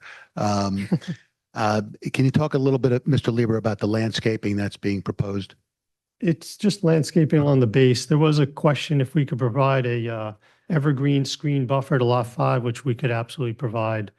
And when I say lot 5, I'm referring to the lot on the left side of the plan to our west. So there's about 100 feet of common lot 1. We share with them, we could provide evergreen more of a solid buffer all the way down. All right. And in terms of the deactivation of this billboard, you're aware that the applicant would agree to turn this off by 10 p.m.? Yes. Yes. All right. So therefore, just so the board is aware, at 10 o'clock, this billboard will not be illuminated at all. We'll turn it off. That's correct. Okay. I mean, ancillary items that you typically hear about, stormwater management does not apply. There's no tree removal. We're not working in any environmentally sensitive areas. We are happy to provide a deed of consolidation if that was required for the two lots. I mean, the essence of the application is to replace that outdated billboard. Okay, I don't have anything further, Mr. Lieber. I know a lot of the testimony is going to be I know you were prepared to at least discuss some of the conditional use requirements, but I think I'm going to defer till our planner testifies as to that. Yeah. Question for you. We've heard maybe 10 billboard cases here. Why 10? I've never heard anyone shutting the lights off at night. Why are you doing that? That's a voluntary offer that we're making. We just want to obviously make sure our neighbors, because there are some neighbors on Kearney and Melrose, are not going to be aggravated by any excessive light. I mean, granted, there's a lot of light already on Route 9 and 35, but we feel the need that it's not necessary to keep it illuminated after 10 p.m. And by the way, I don't think Sayreville's ordinance provides for that, but I will tell you in East Brunswick, that's billboards on Route 18, even the billboards on the Turnpike are shut down at 10:30 or 11 o'clock. I didn't realize that. Okay. Yeah. You're shutting off both sides at 10 o'clock? Yes. I mean, we could go to 10:30, but and I leave that up to the board's discretion, but the offer is there. It doesn't need to be illuminated all night. Who owns the present sign? My client owns the property. He owns the sign. So I think I had mentioned initially, this billboard was probably constructed in the 1950s. It was on the registration of billboards in the state of New Jersey. And obviously now that we're changing it, we had to obtain a new billboard roadside permit, which, by the way, my traffic engineer will testify to that, and I'll hand you out a copy of that permit. So we do have approval, conditional approval from the state of New Jersey to replace that billboard. In reference to that billboard, you're gonna stop it at 10 o'clock at night. What time does it go on in the morning? Good question. Probably goes on at dawn. There's no reason to put it on at 4 a.m., but it would probably be around dawn. I mean, obviously the technology today is a lot different than even the technology of other billboard applications. I mean, I remember sitting in Mr. Fisher's seat and, the billboard companies would have to come in with the type of lighting, not necessary any longer, because nowadays you almost cannot see it unless you're dead on, which is really the way the new technology is. So. And the billboard is this, correct? That's right. That's a rendering of what it would appear. Yeah. That view's taken from across Kearney. And the billboard that you're talking about when you started is this one here, correct? The That's small right. one that says roofing company? Yeah. Yeah. And that's the billboard, Mr. Green, that right now is within the right of way. Yeah. And that's not any fault of any prior property owners, but it probably just happened whenever Route 9 was widened. I mean, I'm old enough to remember when it was widened over there, probably in the 60s, late 60s. There were little takings of property. That billboard just got closer to the highway and then ultimately within the right of way. So it's this little billboard is being replaced by this one. Yes. Idea of size and perspective. The digital billboard that's on the northbound side, then you can use the taller deals. How tall is that? Do you remember? This one's 25 feet, right? Yeah. I don't recall, I've got some information on that. But let me see if there's something in the packet of information I have. It says 50 feet. This was a rendering that was submitted with that application. It says 50-foot overall height. Correct. That's the max height permitted. So the one on the northbound side is is 50 feet and this one's 45. So we have 5-foot difference. Correct. And they're both two-sided. So this is small compared to the one that's on the other side. Smaller. Small. A lot small. And by the way, the facing is within the ordinance requirements, so.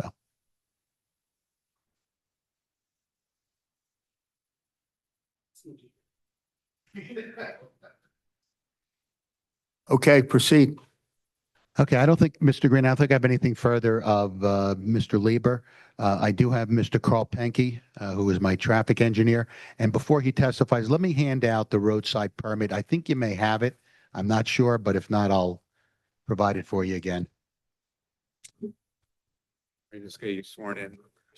You swear to tell the truth, the whole truth, nothing but the truth, so help you God. I do. And for the record, my name is Carl with a K, Penke, P as in Peter, EHNKE. By way of qualification, I am a registered professional engineer in the state of New Jersey. My license is in good standing. I've been practicing for over 40 years. Area of expertise is traffic engineering, and I've been before this board in the past. Accept your credentials. Thank you. All right, Mr. Penke, I'm passing out, obviously, the roadside permit, but if you could give the board the benefit of your expertise and analysis as to, what's that? I want to mark this as A1. We'll mark it as A1. I think it may have been submitted.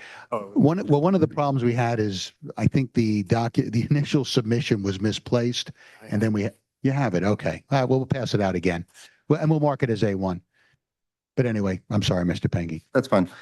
So certainly, as was just described, the application is for a multiple messaging sign to replace the existing sign, basically a billboard, digital billboard. The copy does change electronically. It is located on Route 35 and 9, which is a state highway. Accordingly, the billboard is governed by the state highway regulations under Title 39, Chapter 41C, which is the Roadside Control and Outdoor Advertising Act.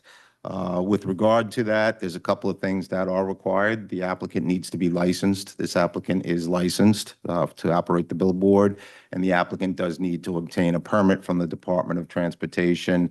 And as indicated, the applicant has obtained approval of a permit for the application. We call it a conditional permit because the department issues the final permit once this board acts. So the condition is basically local approval, local jurisdiction input to the sign. Once that happens, the permit will become effective and they'll have the right to construct it. From a traffic engineering standpoint, there's a couple of key provisions that are important to these billboards. For them to operate, they're governed by statewide regulations. Those regulations are really mimicked nationally. Basically, a billboard can have no flashing or moving parts, moving lights. This billboard will not have any flashing or moving lights to distract the motorist. It cannot be placed in such a way that it would interfere with the motorist's clear line and unobstructed view of the highway. The sign is 10 feet back from the property line. It's actually probably about 25 feet to 30 feet back from the curb line, and in no way will it obstruct the view of motorists. In fact, as you have heard, the removal of the existing billboard will help sight lines for motorists that are approaching Route 9 and 35 from Kearney Avenue and Oak Street. It cannot resemble a traffic device like a stop sign or a traffic signal, and in no way does a billboard do that. And it cannot endanger the health, safety, and welfare of the public in its immediate environment. The construction of the sign certainly will not do that. Basically, it is a digital sign. There are regulations onto how those digital signs operate. They're not allowed to turn any faster than a minimum of 8 seconds. And when they do turn, they have to turn within a second so that there is no motorist distraction along the highway. Digital billboards, as was just indicated, have advanced quite a bit. They do adjust to the ambient light in the area. During the day, the nixels go brighter, the nits go brighter, and then at night, they actually come down. In general, the technology results in the sign not really exceeding the immediate area by 3.3 foot candles. So it really adjusts, just like your laptops do and so forth, to the ambient light. So from that standpoint, the sign really, digital signs are known to be safe. Certainly, this is not unique to the corridor. We have one right up the road, 1,000 feet. It's very similar. We're a little bit smaller than that sign, and it is permitted by the Department of Transportation. I think in the application improves the property, improves the billboard. Certainly, removing that old billboard is beneficial, and there are no other traffic concerns or safety concerns associated with this application. All right, so Mr. Penke, in your professional opinion, does this billboard provide opportunity for any distraction of the motoring public with respect to viewing of this billboard? It does not. Okay. And Mr. Chairman, members of the board, I know you have conditioned this in the past. If the municipality needs to post a public service announcement for an emergency on any billboard, we certainly would cooperate with the municipality as well. I know that's been a condition that's been imposed on other billboard applications. I don't have any further questions of Mr. Penke. He's certainly available for any questioning. Any questions from the board?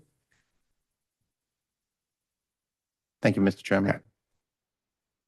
Okay, my last witness would be our professional planner, Colleen McGurk. Good evening. We do have. Okay. Raise your right hand. You swear to tell the truth, the whole truth, nothing but the truth, so help you God? I do. Ms. McGurk, if you could give the board the benefit of your professional expertise and qualifications. Thank you. Colleen McGurk, Colleen, McGurk, from Swick, Stahl, and McGurk Planning Associates. I received my master's in urban planning from Boston University.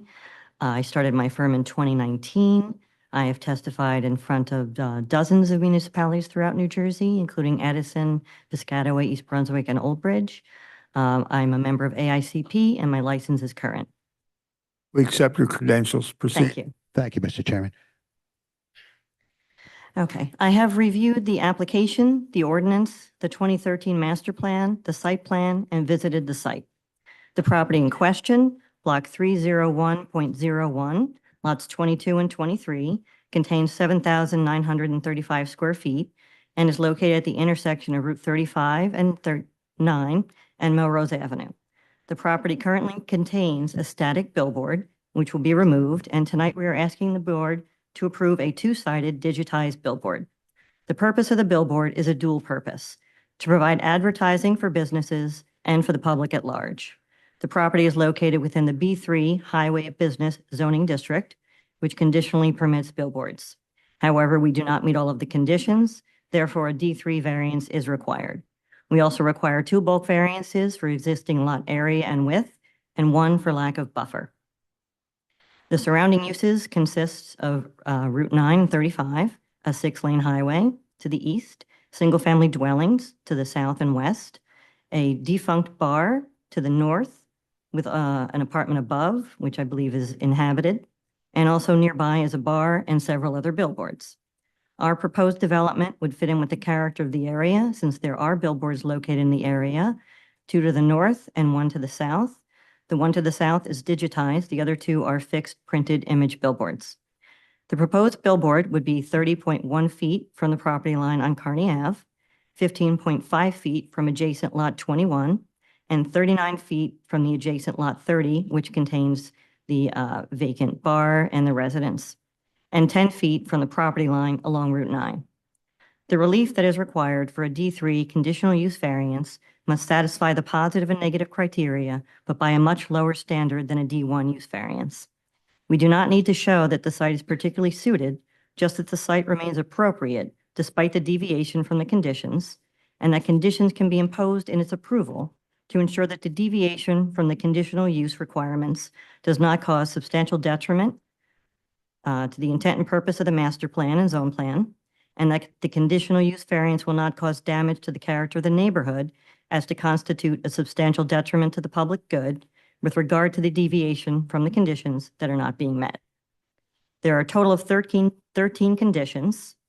We advertised for additional conditions, but when I did my measurements, I did feel that we met the conditions, so I think that we meet 9 of the conditions, but I will provide the justifications just to be on the safe side. So the following are the conditions that we do not meet. Condition number 1, minimum lot frontage of 200 feet along Route 9, whereas the existing lot, according to my measurements, though, is 205.91 feet. While the frontage may be lacking, this is not a large billboard. It is 36 feet by 10.5 for a total of 378 square feet, which is much less than the permitted 675 square feet, and is an improvement from the existing non-conforming billboard location, since the existing billboard is located 10.5 feet into the right-of-way. Condition number 2, no billboard sign shall be closer than 1,000 feet to another billboard sign located on the same or opposite side of Route 9, whereas we are proposing, and if you look at the exhibit, the first page, I have a near map with some measurements. So I have 368 feet from our proposed billboard to the billboard located on block 300.02, lot 1, directly to the north. And then 485 feet to the billboard located in block 300.01, lot 1, which is also to the north, but on the opposite side of Route 9. And then almost 1,000 feet. I have the billboard further south on the opposite side of Route 9. I got approximately 926 feet from our billboard, and that billboard is located in block 292.03, lot 3.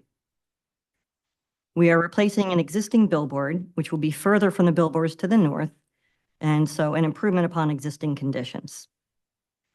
The other photos, Let's mark this in as Exhibit A2. A2. Thank you. Thank you. The other photos, might as well just go through those now. That shows the billboard I was just speaking of. It shows the 2 billboards located to the north of this property.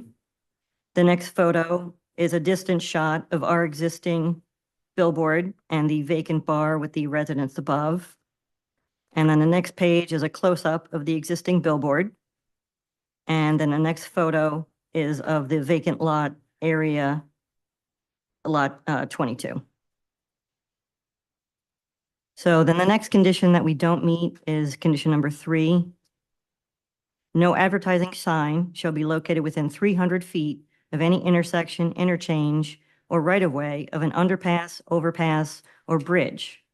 So we advertise for this, but when I do the measurement, I got 315 feet from Andrewski Drive. Andrewski Drive. But I had to do an approximation because I had a hard time. I didn't have anything that had the billboard exact location on the property. But my measurements show over 300 feet. But the proposed sign will not impair driving visibility and has been acknowledged by DOT. Since we do have the conditional permit, we receive the full permit if we do receive approval tonight from the board. Excuse me, I want to stop you right there. The first 3 that you mentioned here, you need variances on 1, 2, and 3? Those are the conditions that we don't meet, but when I do my measurements, I did see that we met some of those. But you're going on this copy here with the red, correct? Yes, and memorandum from the board professionals. Yes. So I'm stating what my measurements were, but I'm also giving the justifications for those conditions and not meeting them. So you're asking for a bulk variance, a D3 on 1, 2, and 3, correct? So far? So far, yes. Okay. Mr. Chairman, those, I think 1, 2, and 3 were what the applicant had listed as We did. not being satisfied, so. Yes, but when like I said, I did measurements in near maps, and I do feel, well, our survey shows that we have over 200 feet of lot frontage. So I think we do meet that one. And I guess the question there was, are you including both lots or not? I think that was in my report. 22 and 23, yes. It's not clear when you look at the one site plan, it only has lot 22 and isn't showing. Okay. 23, so I wasn't sure the engineer was only counting the one lot when he was doing his frontage. Okay, thank you. That could be the confusion. Yes, if you include lot 23, we have a lot frontage of 205.91, so then we would meet that condition. Okay, thank you. And then condition number 6, no billboard sign shall be erected within 300 feet of the nearest property line of a residentially zoned property. And we are definitely within that because there's a contiguous residential lot 21 right next to our property, and also single-family dwellings on Kearney Avenue. But the sign will be angled towards the driving public and can utilize light mitigating technology to reduce or eliminate any visual impacts from the illumination of the sign. The sign itself will have less impact than a permitted commercial use, such as traffic and noise. And as far as aesthetics, the new sign will be an improvement upon the existing sign, which is in poor condition. And again, we stated we're willing to turn the sign off at 10 p.m. And then condition number 9, the minimum setback line of the billboard from any property line or right-of-way shall be 30 feet, whereas we are proposing 10 feet from Route 9 and 15.5 from the western property line adjacent to Lot 21. The existing billboard extends 10.5 feet into the right-of-way. Therefore, this application will eliminate this nonconformity, which is also a safety concern. And while we do not meet the setback from Lot 21, we are proposing 15.5 feet, and the portion of the sign is the back of the sign, where the illumination will not be visible, and only a very narrow portion of the sign would be visible, so much less of an impact. The proposed setback is a substantial improvement from the existing setback from Route 9, and the 15.5 feet will have little detriment to the adjacent lot, since the sign will be minimally visible, and this use is a much less intense use than other permitted uses. Also, the lots lack width, which is an existing hardship. And then the last condition is condition number 10. The minimum setback line of the billboard sign from any structure shall be 30 feet, whereas the proposed sign is approximately 22.1 feet from the dwelling on Lot 21. Again, this use is much less intense than other permitted commercial uses, and the sign would be turned off, so the overall impacts are minimized despite not meeting the 30-foot distance. There are also 2 existing nonconformities that require variances. The lot area requirement is 20,000 square feet, whereas we have 7,935, and the lot width requirement of 100 feet, whereas we have 67. These are existing conditions, and the benefits of this use outweigh the potential detriments. One final required variance is for the 50-foot buffer along adjacent lot 21. The buffer is required to separate commercial uses from residential uses, but due to the existing lot width of 67 feet, this would make any development impossible. The proposed billboard would have much less of an impact than any other permitted commercial use, and we are proposing a row of evergreens along the entire property line as a buffer. This proposal is consistent with the 2013 Master Plan for economic objectives. Quote, to expand opportunities for non-residential development in both the office and retail sectors, to shift the property tax burden away from the residential sector, resulting in a positive fiscal impact on the borough, end quote. This is a good rateable with no burden on services, including water and sewer. This is a severely undersized lot for the B3 zone, so the uses that would be suitable here are few. It's all about balance in the community in a commerce-oriented zone. This is a commerce-oriented land use along a transportation artery. The use is less impactful than other uses permitted in this zone. With regard to special reasons, the project meets several goals of the MLUL, including Goal A, to encourage municipal action to guide the appropriate use or development of all lands in the state, and in a manner which will promote the public health, safety, morals, and general welfare. This is an appropriate use since it is a permitted use in this zone and accrues minimal negative impacts and will have positive economic impacts. Goal G, to provide sufficient space in appropriate locations for a variety of agriculture, residential, recreational, commercial, and industrial uses in open space. This is an undersized lot, which has already been utilized for a billboard, and no traffic, noise, or runoff will be generated. Purpose M, the efficient use of land. The lot contains an existing older billboard in poor condition, which will be replaced, and this is an ideal location from a visibility standpoint in terms of targeting the driving public on the highway.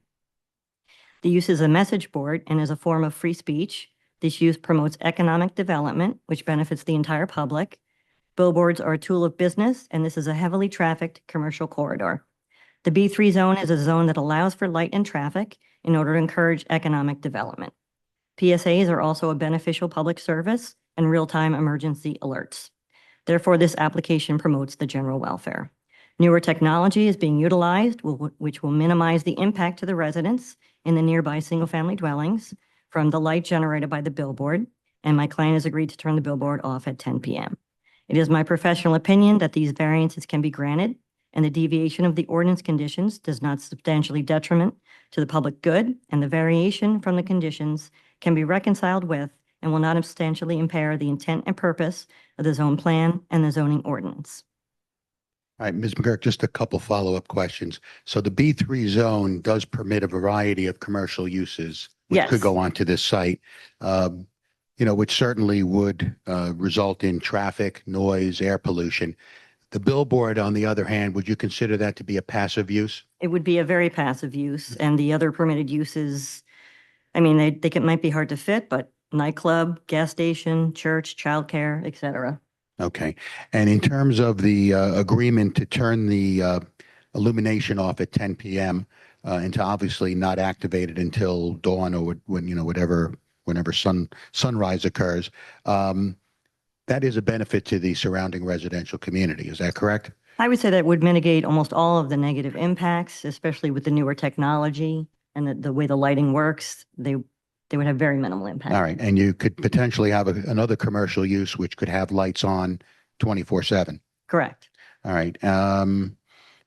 Mr. Chairman, I don't have any further questions of Ms. McGurk. I think she's covered the conditional use requirements and certainly available for any questioning. Board have any questions? I have a question, Mr. Fowler. She testified to the fourth page that you wrote. According to my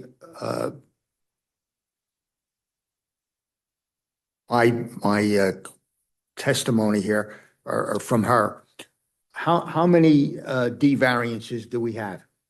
Well, with a 1D variance, but they don't, there are several conditions that they do not satisfy. Then, so it's a D3 variance, so it's one variance, but there's multiple conditions that aren't being satisfied. So if number one, if both lots are included and they had advertised for not meeting this condition, but they satisfy condition number one, where they have more than 200 foot of frontage.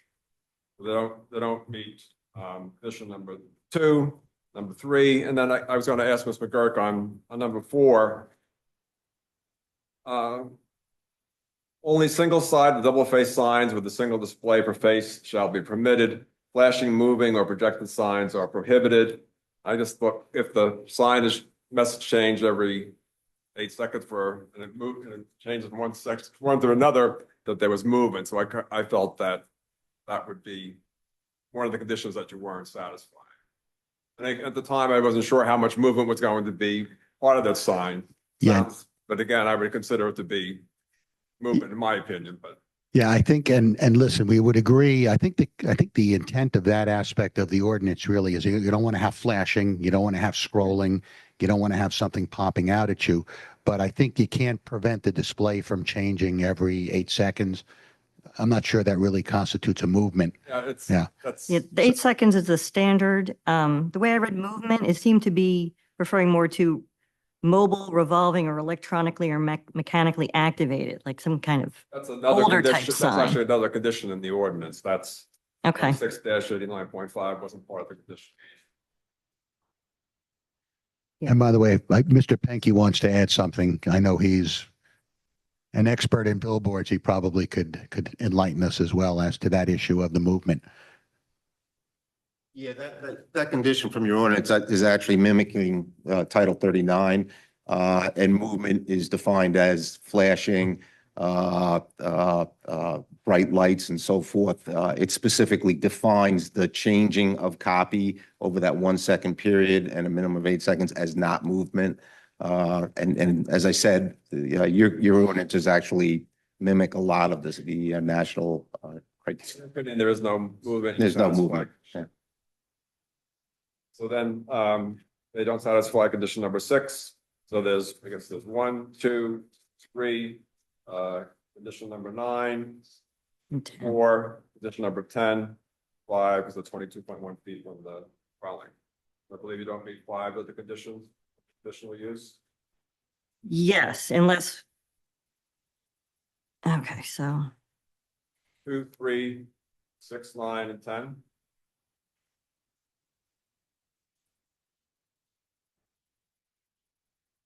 per my measurements, we meet 3, but we'll just go with that anyway. Yeah, if we had satisfied all of the conditions in the ordinance, we'd be in front of the planning board. We'd have to seek approval from the planning board for site plan approval. But certainly if we don't satisfy even just one, we have to come in front of the zoning board. But I think the testimony from Ms. McGurk has been that, we can mitigate all of those concerns raised in that ordinance. I'll ask her another question now, and I think you covered it, but the D3 standard is entirely different than a D1 or a D2 standard. And really, it's a less stringent standard. So you don't, in other words, I think as long as the site can accommodate the use, that's really the critical aspect of a D3 or a D3 conditional use. Am I correct? Yes, and that we can mitigate any negative impacts from not meeting the specific conditions under the ordinance. All right, and the fact that this is already a pre-existing site with a billboard certainly satisfies the condition of accommodating the use. A non-conforming existing billboard. Okay. Well, Mr. Fowler, we have 5, correct? That are not met. Mr. Burke, on number 3, it's 300 feet from any intersection, but the intersection of Barney Avenue and Route 9. When I read it the first time, I thought that, and then I thought it maybe was just referring, because of the wording, to any overpass. But we'll just go with, we don't meet 3. All right, and actually, So we don't meet 5 out of the 13. the billboard we have now doesn't meet that condition. Am I correct? There's quite a few that don't meet that condition. Okay, all right. So you're saying that you don't meet 5 out of the 13 that's on this paper, correct? Yes. And also too, on the bulk variances, we have 4, correct? We have the 2 existing and the buffer. But then there's the setbacks are also variances, but they could be subsumed under the D3 because they're one of the conditions. I'm talking about the B3. We have 4 ordinances on the bulk variances that you do not meet, correct? We have the lot frontage and the lot width, and then the buffer. But then the setbacks are also listed as conditions under the conditional use. So I don't know if they would be subsumed under the D3 or added as a bulk. Just leave it, just listed them, I guess, minimum front yard setback 30 feet, and then in the rear yard 30 feet, 5. Right. So then we would have 5 bulks. Right, and any I guess, Ms. McGurk, any type of use that we propose on this site, which would be permitted, would require some bulk variance relief, correct? Yes, Okay. most certainly would. Okay. Any other questions from the board? No. Okay. Thank you. All right, so, Mr. Chairman, I just want to make sure I cover both Mr. Cornell's report and Mr. Fowler's report. I think Mr. Lieber probably touched on most of the comments from Mr. Cornell. I'm just looking at his letter here.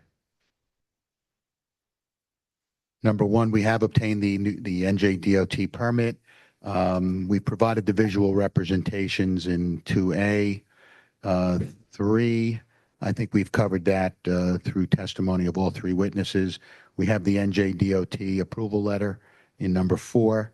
Number 5 is just a general comment that there's no other site issues. Mr. Chairman, just item 4 had to do with the existing billboard. We were wondering if there ever was a DOT approval for the existing billboard. Yeah, there is. Yeah. Okay, thank you. Believe it or not, we looked at the database and we found it. So, okay. Number 6, We'll agree to provide that buffer along the two lots of arborvitae's. And certainly number 7, the deed of lot consolidation, that's not a problem. And I think that's it, Mr. Cornell. I don't think there were any other issues. And then in terms of Mr. Fowler. Excuse me, the visual impact on the adjacent residential properties, I'm not really sure how that was discussed. I think you mentioned that the billboard would be higher than the second-story windows. But still, residents looking out of those second-story windows are going to be looking at a billboard. Right. They would be looking at a billboard, looking at a billboard now, albeit at a lower height. But I think in terms of mitigation of that issue is the fact that we're going to turn it off. Obviously, it's not going to be on at night. It'll be on at 10 p.m. It's going off. So, and that's a consent. We don't have to do that, but I think it's the right thing to do in that neighborhood. All right. And in terms of Mr. Fowler's report, really most of it was planning testimony, which I think Ms. McGurk covered.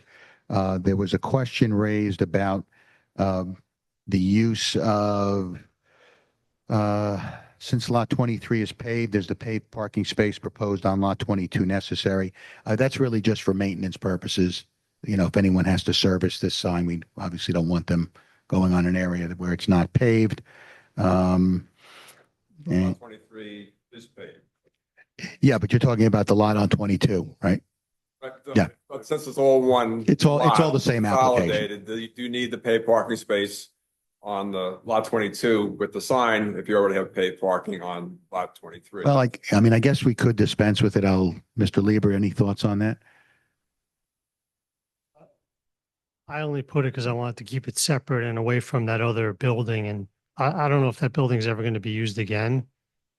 But if there is a potential that that building is going to use that parking area, and it almost looks like when you drive by that it is part of that property, I just figured I'll keep the parking spot separate on the other street. This way no one's going to use it.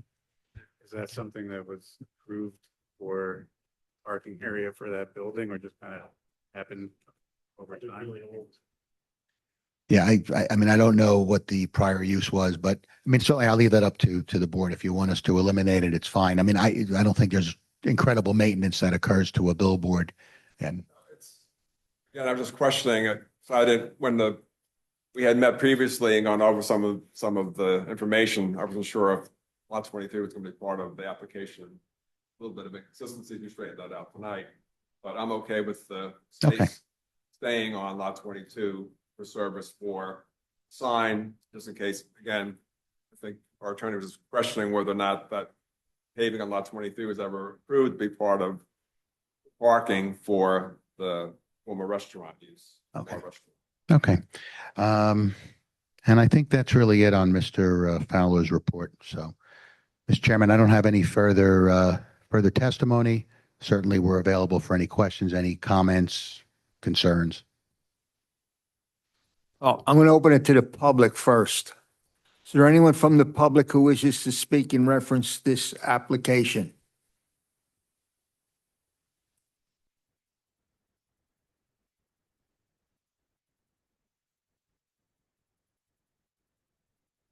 Good evening. Please raise your right hand. You swear to tell the truth, the whole truth, nothing but the truth, so help you God. I do. Can we get your name for the record? My name is Karam and I live on 49 Kearney Avenue. What's your full name? Karamveer, last name Gosal. Can you spell that? Okay. First name K-A-R-M. Okay. Last name G-O-S-A-L. Okay, and your address again? 49 Kearney Avenue. Sayreville. Yeah, I support the new billboard. The condition of the old billboard is pretty bad, and it makes the neighborhood look bad also. And the old billboard has graffiti signs, and it's worn out. And putting the new billboard, it will make the neighborhood look more nicer. Yeah, pretty much that's it. Okay. Thank you. Hello, good evening. Or tell the truth, the whole truth, nothing but the truth, so help you God? I do. What's your name and Uh, address for the record? My name is Kiran Raval. Kiran. Raval is the last. Raval. I live at 9 Melrose Avenue. Melrose. Raval. Raval. Raval. So yes, I would like to add one more green light towards the digital billboard because we moved in last year and yeah, daily I have to drop my child on that street and it looks daily ugly that something is there and if someone is also taking care to replace it with a new digital and a modern way of presentation or whatever for the business purpose, but it would look good onto the community and the area where I live. I feel good in case if it is being done. So yeah, that was my point to add. Okay. Thank you.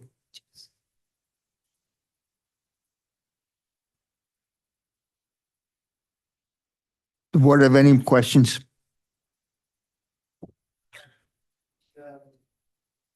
Uplights on this digital billboard? I'm sorry, what was that? There's uplights.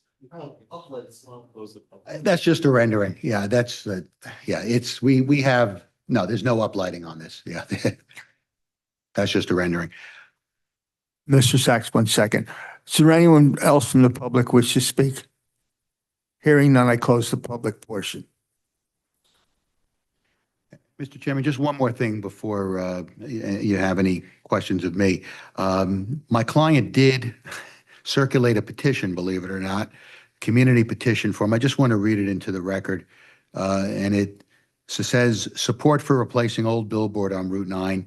We, the undersigned residents of the community, support the removal of the existing deteriorated billboard located on Route 9, which has been the subject to graffiti and visual blight. We further support the installation of a new modern digital billboard in its place, subject to appropriate regulations and community standards. Petition statement: by signing below, I affirm that I am a resident of the community. I support the demolition and removal of the current billboard structure on Route 9. I support the installation of a new updated digital billboard in its place. And it's got the signatures of 5 residents, Deborah Kinhor at 24 Kearney, Kiran Raval at 9 Melrose, Daring Patel at 21 Kearney, Karmir Kosal at 49 Kearney, and Karan Parikh at 5 Melrose Avenue. So, you know, this is a billboard that's been here for quite some time. I think you've heard the testimony of our professionals. Quite frankly, it poses probably a traffic safety hazard because of its height right now and where it's located within the right of way. But I just wanted to read this into the record, Mr. Chairman. Just a question about that. Sure. How was that presented to them? Did they know the size? Yeah. Did they see the imagery of it? Yeah. They saw that? Yeah. Was that petition taken to everyone in Melrose? No, we're just taken to some of the immediate residents over there. So, Okay. Mr. Sachs, you bring up this. That's the billboard that was up there before. correct. And this is the new billboard. That's correct. It's apples and oranges. Well, There's not even a comparison. Well, it's apples and oranges in the sense that, yes, that is a static billboard that's there now, which we don't see any of those built. So now all we see are digital. And this billboard that you want to put up is only 5 feet smaller than the one that's on the northbound side. In height, yes. Yes, so they're almost identical. Right. I mean, for people to sign a petition talking about this one and this one here, there's such a difference here. I mean, if there's a concern about the height, we certainly can revisit that issue, Mr. Green. I certainly can have that discussion with my client. I mean, certainly he's within the height requirements as long as it's below 50 feet. And actually the facing is within the ordinance requirements as well. But if there's a concern from the board as to what we're proposing, we could have that discussion. How much lower can you go? I don't know. I'd have to have that discussion with my client. But, I mean, if there's a suggestion, certainly. White lines that are crucial. Probably not. I mean, I'm sure that section of Route 9, I think, has a certain grade that we could lower it and it would still be visible. Well, if we could, I'm sorry, Mr. Chairman, but I was going to say, if we could take a 5-minute break, I could perhaps get that answer for you. Well, there's another concern. We have 4 bulk variances here. And we counted them up and there's 6 D variances here. Well, they're not 6 separate. It's 1 D variance, but it's, and I don't think it's 6. I think it's 5 conditions that 5 conditions. 5 conditions that we wouldn't meet. I mean, we're talking a lot of conditions here. Well, I don't think it's really the number. I think it's whether or not we can mitigate any of the impact on the billboard, on the residences. And that's really all it's about. And that's why we voluntarily offered to turn this off at a particular hour. I mean, we could not meet 13 conditions if that was the case, and we'd still need 1 D3 use variance for that. But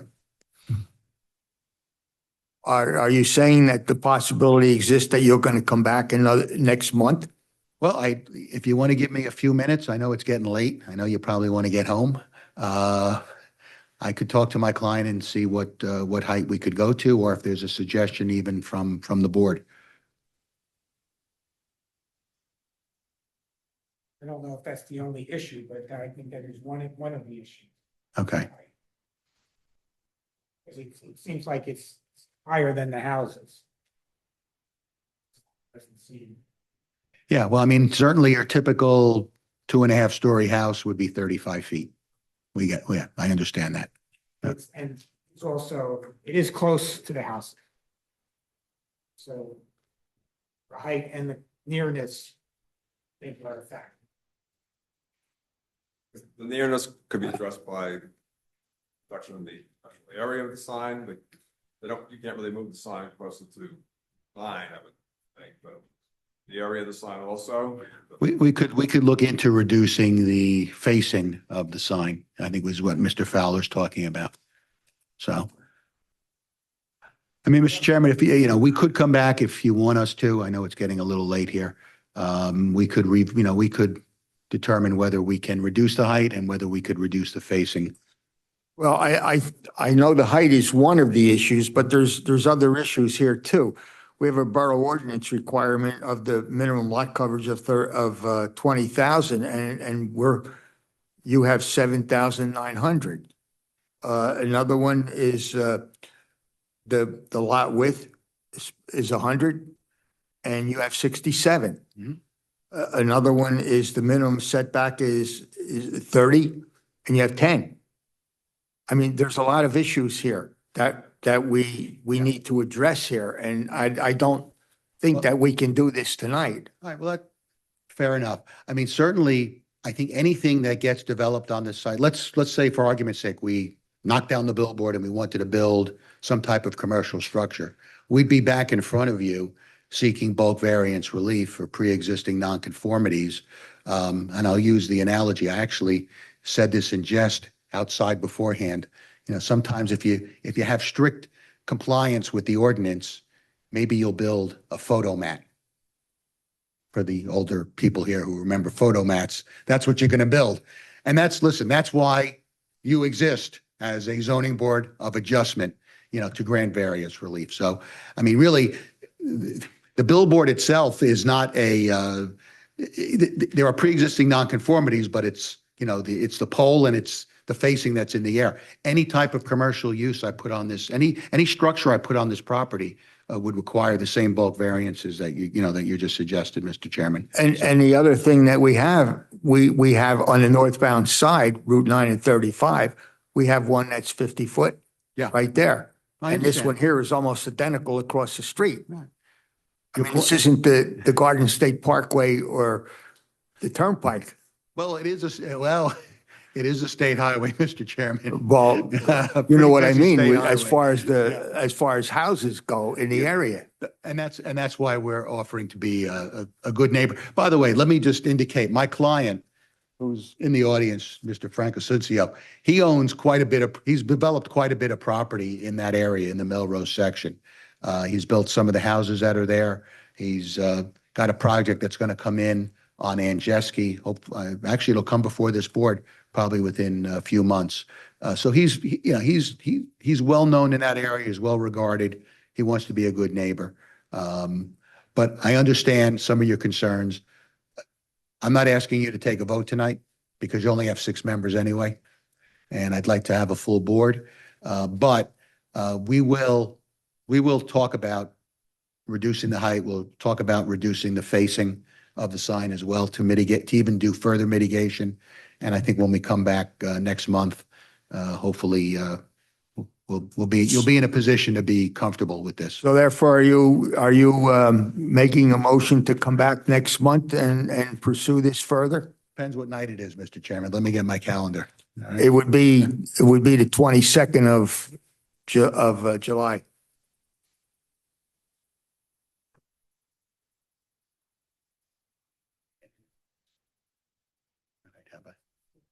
Yeah, I know. We have another one in South Amboy. How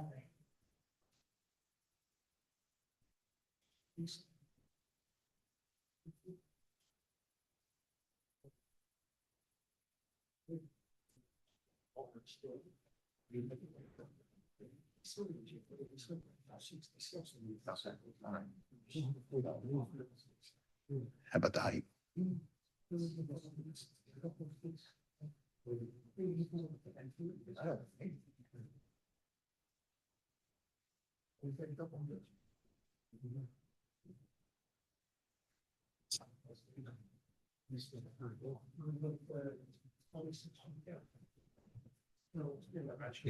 Yeah, Mr. Chairman, I just spoke to my client. We can reduce the height and we can reduce the facing of that. If you don't mind, I'll have Mr. Lieber explain the rationale as to what we can do. I'll just put it on the record and.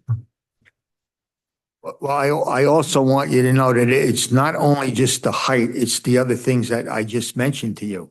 Yeah, well, Mr. Green, I don't think I could ever address the other things just based on these are pre-existing nonconformities. I can't get additional land. The lot size cannot change. The lot frontage cannot change. None of that's going to change. The only thing I can do under the condition, I can't worry about the bulk variances because I have to address the conditional use standards, but I am willing to reduce the height of that billboard and we're willing to reduce the facing. Let me just have Mr. Lieber spend 1 minute on describing what we could do with the facing, if you don't mind. Hi. I'm doing some math here. I actually fell into a similar situation also on Route 9. A conforming lot is 20,000 square feet, and this lot is 40% of 20,000 square feet, which was one of the bulk variances you noted. Now, if we took 40% and multiplied it by the maximum sign square footage area, 675, you get 270.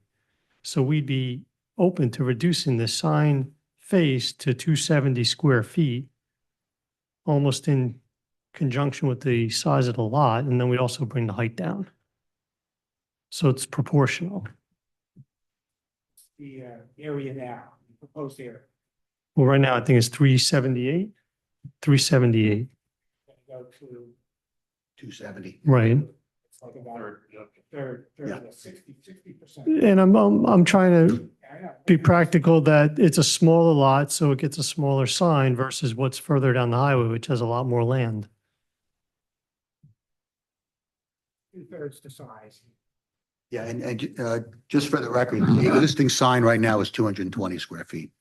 So. Height. 35 would be the top.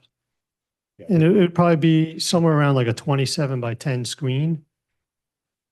So it'd still be 25 feet off the ground. But I think it brings it more into,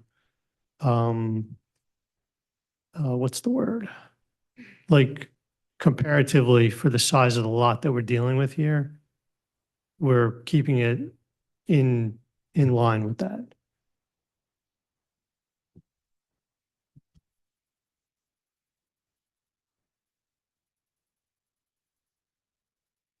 Cornell, you have anything to add to this? Well, Mr. Chairman, I understand what the applicant's proposing. He's kind of proportioning the size of the lot as per ordinance and scaling it to comply with the size that's here now. So it's still, you still have the same number of variances, but he's trying to go through and make a little less of a I'm trying to think of the right word. It's less of it's not going to stand out as much being on a smaller lot.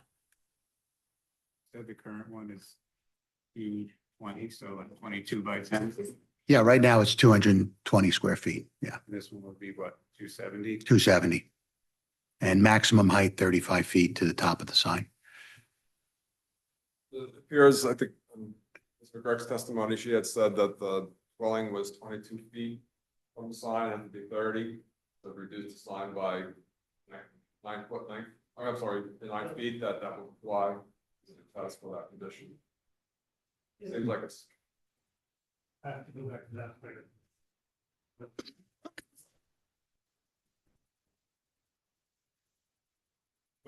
36 and 27. I think, she's already given you the 23 feet from the building, dwelling on lot 5. It was lot 21, which is also lot 20 and 21 is one lot. I don't know why I have lot 5 in my mind. But the setback there is 15.5 feet, so it would probably be closer to 25.5. But I mean, the sign that's out there today is so outdated that I feel like this is like bringing things to the 21st century. You know the height of the existing sign? You might have mentioned it, but just. Is it 14? Let me take. 16. Sorry, it's 16. Yeah, I think, well, 16 and this is 35. I think that's one of the issues. So much higher. You don't want to have it low because if it's low, then it obstructs the view of traffic. Yeah, I don't think your police department would permit me to. From a traffic point of view, Yeah. you don't want it low, but from a residential point of view. You don't want it. No, I understand that, but from the residential point of view now, it's no higher than your 2.5-story home. We're turning off the illumination at 10 p.m. So therefore there's no annoyance. I mean, in terms of the bulk, in terms of the bulk variances, there is nothing I could build on this lot that wouldn't require variance relief. And I'm probably would have tough time building a photo mat. And I think your attorney would advise you that you can't zone me out of, and I think the other attorney mentioned it earlier this evening, you can't zone a property out of inutility. It's got to have some use. So the bulk variances are all pre-existing nonconformities. I think we are abating one of them now by reducing the facing.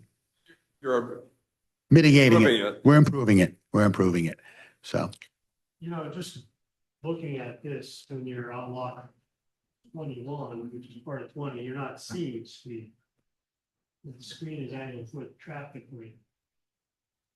So really the only house that would have a view of the screen is across Carney Avenue. All the neighbors down there, they're not going to see that video screen at all. But they're going to see the structure. Yeah, you'll You're gonna see see the it. back- I mean, You're going to see the backside of the structure. Well, they're going to see it, yeah, but they're also going to see it. If I were to come before this board to seek a commercial use, I'm not sure what the height requirements are in the B3 zone, but I think it's probably more than 35 feet. I mean, I could build a structure, maybe I could build a structure 35 feet on this property that they're going to see all the time with lights on 24/7. I mean, if it's a commercial use, it's going to have security lighting on that's going to be on all night. Anyway, those are the concessions we can offer. But the billboard that's up there now doesn't even have any lights. I mean, It does. It has uplighting. I think it has uplighting. And certainly we could install uplighting on it. Yeah, maybe not, maybe it doesn't now, but we certainly, if we decided to keep that sign, we could install uplighting. It would be on 24/7. I don't even need any approval from the board for that. But again, we're removing a billboard that's presently in the right of way. And I can't, if I were to try to recreate that same 16-foot billboard, your police department wouldn't let me do that, because it's too low.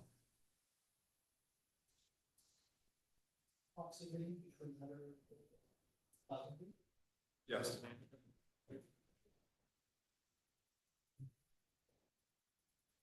Thirty-five feet is the maximum height in the B3 zone, so you would be fine with that. And we're adding on, so there's a lot of billboards on that. Was it 8 section? You can get it the other side.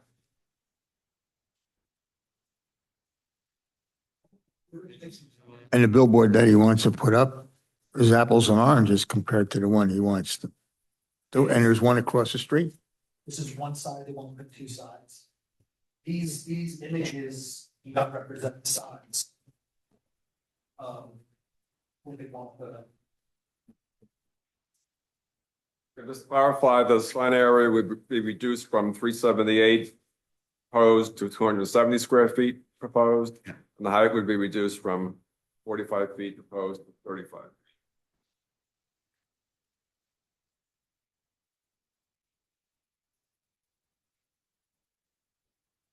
What's the pleasure of the board? Before you do We that, only have Mr. 6 Chairman, members here. I understand that. I know it's not uncommon if you could poll the board to see if there's any issues with respect to this, and then certainly I can determine whether I want to take a vote tonight or think about some further modifications. So. Yeah, you can do that. You can ask each member, if they have continuing issues, and you do that in order to help the applicant respond to any issues that might be out there. So I don't know if you want to go down the line.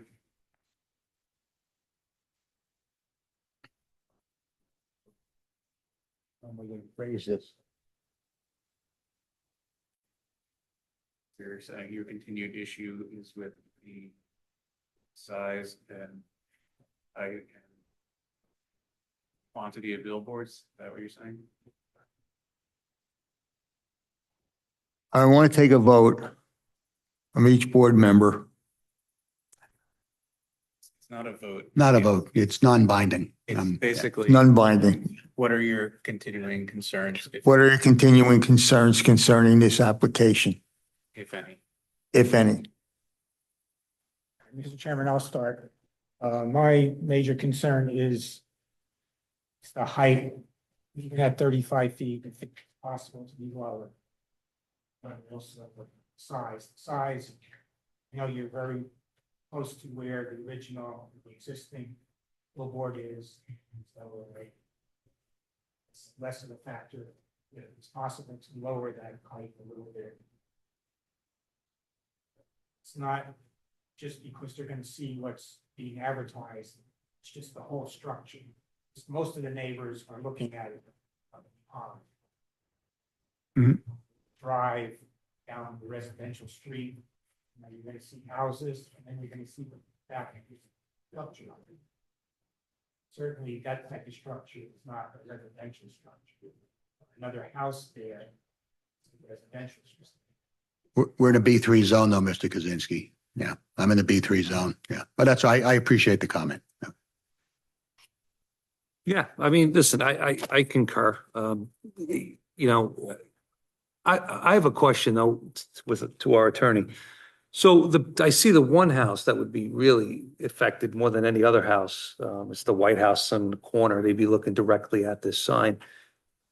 Are you guys, are they required to go out? I know you had 5 people on your, what is it, a petition, but are they required to go to all the neighbors and get? Well, they have to give public notice to everyone within 200 So feet. nobody complained, but obviously nobody, They would have received notice, which was yeah. particularly descriptive in this sense about the exact size of the billboard being proposed, the height of it, Okay. where it's located. And it's up to them whether or not they feel like it's worth coming out. Gotcha. Yeah, and just for the record, no one from the neighborhood has objected to it, or at Okay. least no one here this evening, so. Yeah, I mean, listen, if I were you, I'd come back, but No, I probably am going to come back because we may have to look at reducing the height a little bit further, but anyway, all right. Mr. Rama?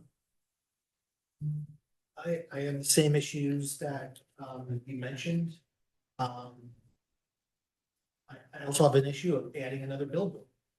There's too many billboards on that road. Now you're adding one that is about the size of the one that's on the northbound side. It gets to a point where it's too much. Mr. Cooper? I'm in agreement with the other members in terms of concerns, particularly the height. My concerns are we have too many billboards. It's apples and oranges as far as what you want to put up.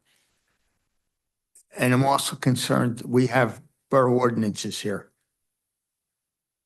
And we're not even close to getting to them. So that's my concerns. Same concerns, height, with billboards. Okay. I mean, number of billboards I can't control. I mean, obviously the state of New Jersey has issued a roadside permit for us and has determined, well, no. We have one now for this particular, for a digital billboard. We have a roadside permit for that, subject obviously to your approval. We also had a permit from back in the 1950s, which was still valid. I can't control the number of billboards that are on Route 9 in Sayreville or in Old Bridge or in East Brunswick or wherever they are. They are state highways. It is a form of free speech. It's a form of protected speech under the Stafford Township Supreme Court case. All right, but with that said, Mr. Chairman, and I appreciate your polling, I'm not going to ask for a vote tonight. I will come back on July 22nd. Probably, Ms. McGurk, are you available that night? You are? All right, because maybe, I don't know. I know Mr. Lieber's not available, but I'm not sure I need him for purposes of that evening. But I'll come back on July 22nd and we'll take these comments into consideration. We'll see what else we could do. And we will try very hard to get 7 members here, so. I appreciate that. Okay, thank you, Mr. Chairman. All right, thank you. And thank you for accommodating us. I know it's getting late, so thank you.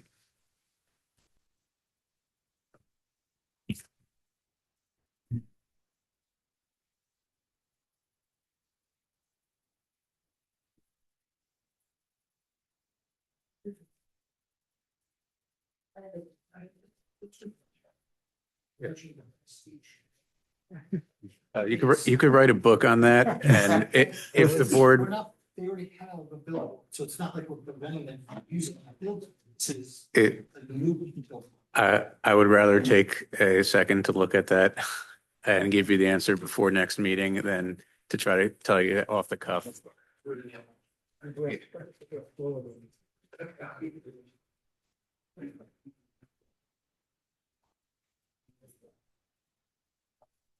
Hey, John, you all right? John?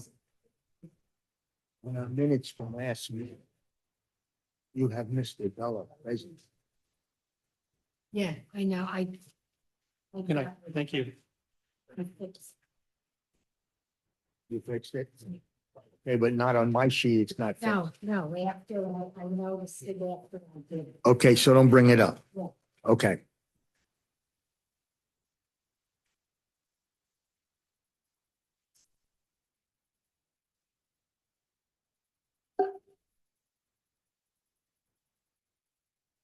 All right, the next item is there anyone who wishes to speak on public comments on issues not relating to the present or pending applications or litigation? Is there anyone here that wants to speak?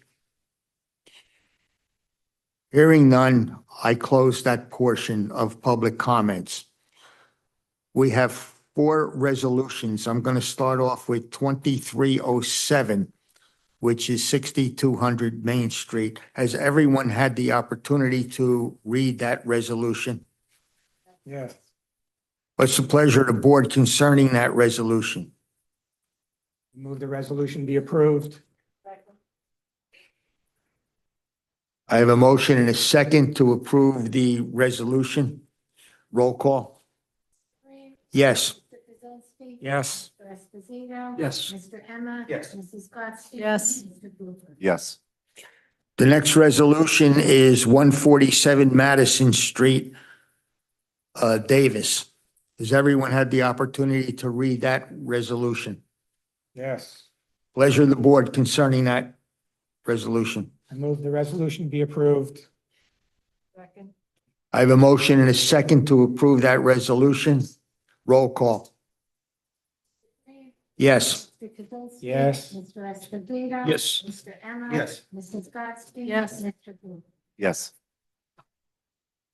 The third resolution is 3 Milliken Road. Has everyone had the opportunity to look over that resolution? Yes. Pleasure of the board. Move the resolution be approved. Second. I have a motion and a second to approve that resolution. Roll call. Mr. Green. Yes. Mr. Kaczynski. Yes. Mr. Esposito. Yes. Mr. Emma. Yes. Mrs. Gottstein. Yes. Mr. Cooper. Yes. The fourth resolution is 117 Scott Avenue. Has everyone had the opportunity to look over that resolution? Yes. I move the resolution be approved. Second. I have a motion and a second to approve that resolution. Roll call. Mr. Green. Yes. Mr. Kaczynski. Yes. Mr. Esposito. Yes. Mr. Emma. Yes. Mrs. Gottstein. Yes. Mr. Cooper. Yes. Has everyone had an opportunity to look over the minutes of the May 27, 2026 Board of Adjustment? Yes. I move the minutes be approved. Second. A motion and a second. Roll call. Mr. Green. Yes. Mr. Kaczynski. Yes. Mr. Esposito. Yes. Mr. Emma. Yes. Mrs. Gottstein. Yes. Mr. Cooper. Yes. I need a motion and a second to adjourn the meeting. Motion to adjourn. Second. Meeting's adjourned.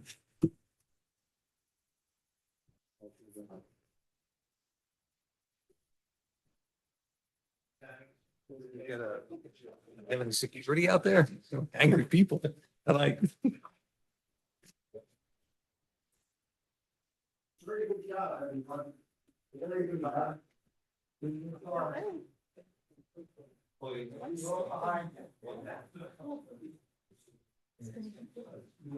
I'll just say no.